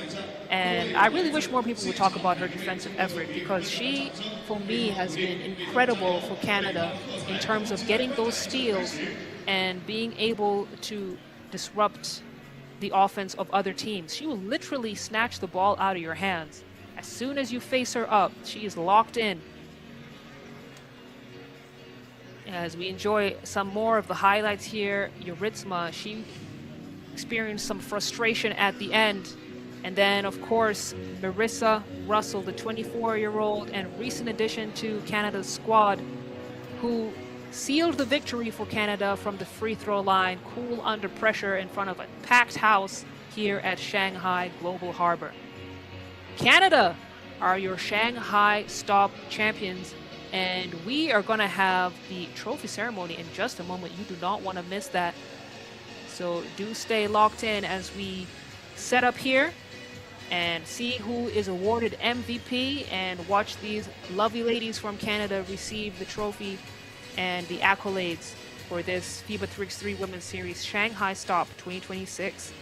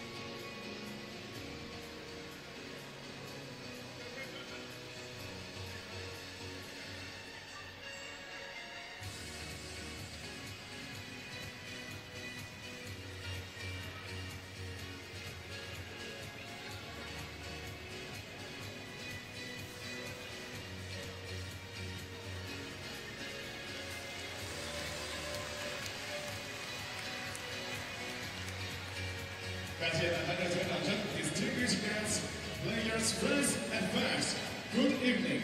Let's now start all ceremony FIBA 3x3 Women's Series Shanghai 2026. 各位来宾、各位球员、现场的球迷朋友们，大家晚上好。经过连续2天的激战，2026 FIBA 国际篮联3人篮球女子系列赛上海站赛程已经全部完成。在刚刚结束的决赛当中，已经诞生了本次上海站的冠军。接下来即将开始今晚的颁奖仪式。首先，请允许我为大家介绍出席今晚开赛仪式的领导和嘉宾。Now, first, please allow me to present leaders and guests who attend tonight's ceremony. 让我们掌声欢迎上海市体育局党组书记、局长徐斌。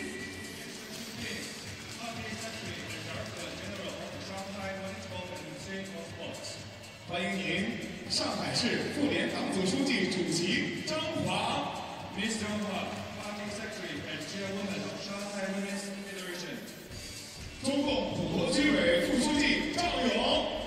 Mr. Zhao Yong, Secretary of the CPC 普陀 History Community. 普陀区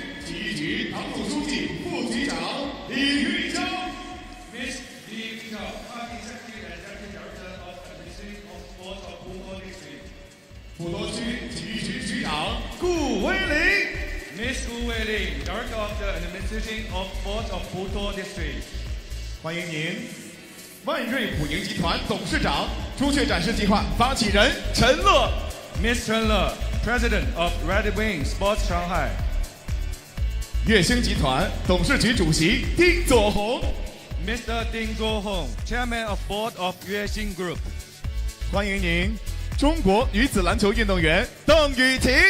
Miss Yu Tingdeng, Player of the China National Team. 再一次掌声欢迎各位的莅临 ，Welcome you all。在这个周末的2天里，来自11个国家、16支球队付出了激情，付出了热血，共建了一场场精彩的对决，带给现场所有观众无与伦比、非同寻常的感受，带给世界最顶级女子3人篮球的全真体验和热烈心情。感谢各位。2 days, 6 teams, and 25 matches with passion and love, with tears and love. We have enjoyed all on the best of the best of women's basketball in the world. Now, let's move to the most important part of tonight, the award for the winners. 现在，让我们共同进入今晚最重要的颁奖仪式。Award the winners of The this first award is lovely Young Shanghai Talent stop. Laura Award. This award is jointly set by FIBA 3x3 with Project Red Wings in order to honor the player that is under 23, having made outstanding on-court performance and gained the highest player value in the FIBA ranking within this stop. 本站赛事由FIBA 国际篮联和朱雀展示计划共同发起设立新锐之冠最具潜力运动员奖项。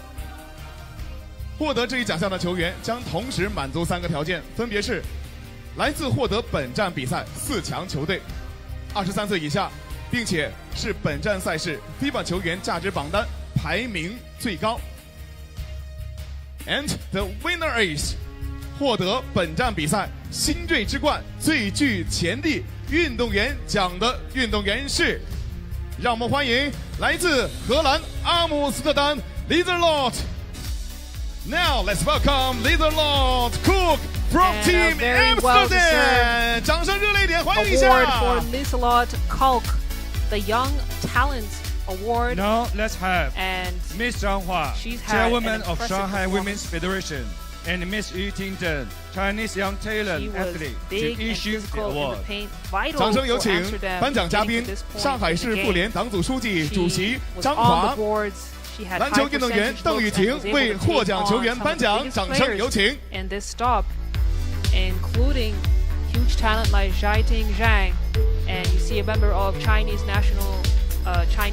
women's national basketball team there to help award and recognize this outstanding player from 获奖 Amsterdam. 运动员将收获新 Another 锐之冠 reason 证 that 书。 Amsterdam is not only 来 lost 自 in the 中国长环 finals 新 and 星 go 人， home with 他 their 曾经 heads 在 held FIBA high. 3x3 Great 得不勒森站中获得 MVP， 也是 Holland 本站 and 赛事 their 当中 dedication to MVP 之 developing 一。 players OK， at an elite level when it comes to 感谢颁奖嘉宾。 basketball.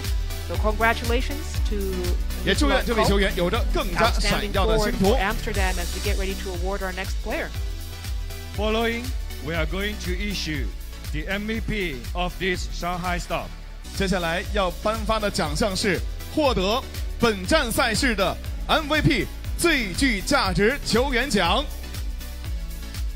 获得这一个奖项的是来自加拿大队13号 Maria Russo。 And no surprise MVP there, of FIBA 3x3 the Women's X Factor Series for Shanghai Canada. is And Marina one of the Russo most from recent additions, Team together with Tara Canada. Wallach, Marissa Bellany Now, let's Russell have Miss is Zhao your Yong, FIBA 3x3 Secretary of the Women's CPC Series Putuo Shanghai District Stop Committee. Mr. 2026 Ding Zuohong, Chairman of MVP. Board of Yuexing Group, issue this award. 掌声有请颁奖嘉宾，中共浦东区委副书记赵勇、月星集团董事长丁佐宏为本站赛事的 MVP 颁奖。 2 years, she has been a long-time fixture of this 3x3 我们 squad 看到赵书记 as 将 she MVP gets 奖杯 the 递到 accolades that she MVP 手中 deserves.，掌声响起来，鼓励一下。 Whenever she provides 丁董事长为 MVP assistance 挑选的是上海环球港国际知名品牌的可爱鲜花 and the 合影留念。 championship team becoming even harder to defend. Canada have all the right pieces, and for this Shanghai stop, 感 Marissa 谢颁奖 Russell 嘉宾， comes 祝 across 贺 as the 获奖 biggest 运动员。 piece of the championship puzzle. So kudos to her. 感谢颁奖嘉宾， And 请移步休息。 So important to recognize the outstanding athletes here in Shanghai as we get ready now to award the champions of the Shanghai stop. Let's having the winner coming into the court, the winner of 2026 FIBA 3x3. You can see Women's Russell excited Series to have her Shanghai teammates is come and join her. Team Canada! The only undefeated team at the Shanghai stop, Canada. 有请本站冠军 Look at the excitement in Wallach. First outing on the 2026 calendar for Canada. First win. They defend their role as the top dogs of Shanghai. They won the Shanghai 接下来让我们共同 championship 掌 last 声有 season, 请颁奖 and 嘉 now 宾 they're back here in 上海市 Shanghai 体育 to 当 win 组书记 this 局长 series stop. 徐斌，朱雀展示计划发起人陈乐 They 将 play 共同 phenomenal 为冠军 basketball. 队伍颁发 Paige 本 Croson 站 was a 冠 bit 军 cold, 的 but it was no winner problem. She check 掌声 focused 欢 on 迎一下 defense and helped her team, supported her team to get this victory. And that's what basketball is about. When there's a certain area of the game that is lacking, you lock in another area, and she is also a great defensive player as she supports her teammates, Catherine Plouffe.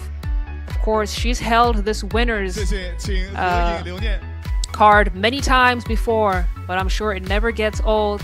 And bright shining smiles for the picture as we have a look at your Shanghai stop winners 谢谢， as 接下来 Team 将迎 Canada. 来共同温馨的时刻，请颁奖嘉宾留步，请颁奖嘉宾留步，我们将共同邀请颁奖嘉宾共同登台，一起合影留念。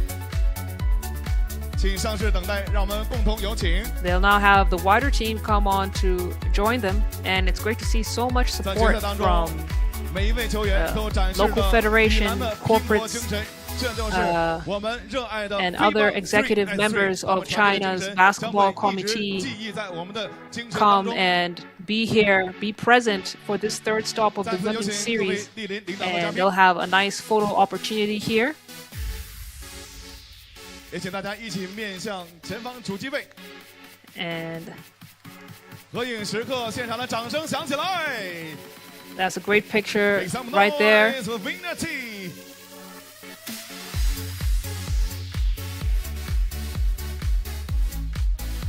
感谢所有嘉宾，谢谢，请回到座位。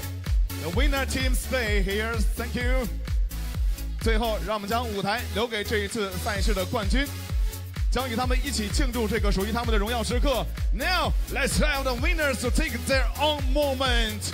接下来，我们将和全 And 场 now a moment 球 for 迷一 the 起倒 winners 数。 here as they pose for what has been the 准备好，我 first 们 of 将为全场 undoubtedly 一起 many 集聚能量。 winners 倒数时间3、2。 cards that they'll be holding at this 2026 series. Congratulations!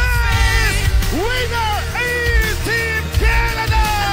And those are your winners from the Shanghai stop. Canada, the red and white, walk home champions once 有 again. 温度中国赛场，掌声 Tara 鼓励 Wallach 掌声 is 再 soaking it in 热烈 as her teammates help her up. The 22-year-old gets that notch on her belt.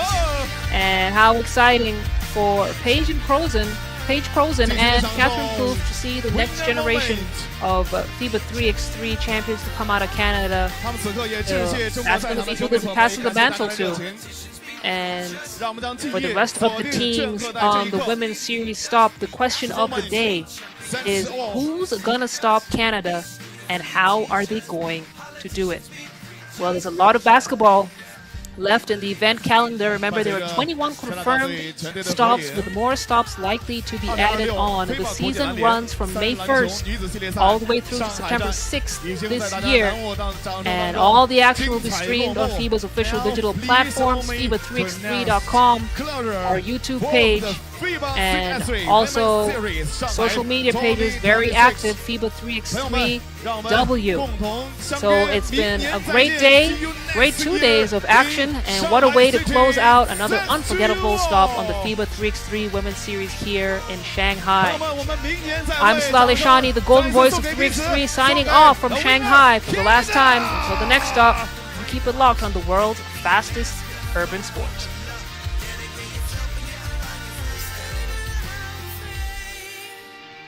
观众朋友们，再一次感谢莅临闭幕式颁奖仪式的各位领导和嘉宾，感谢各位，也感谢现场每一位球迷朋友们展现出最棒、最热情的中国赛场。在您离场时，也请带好随身物品，感谢您保持场地清洁。让我们期待明年再会。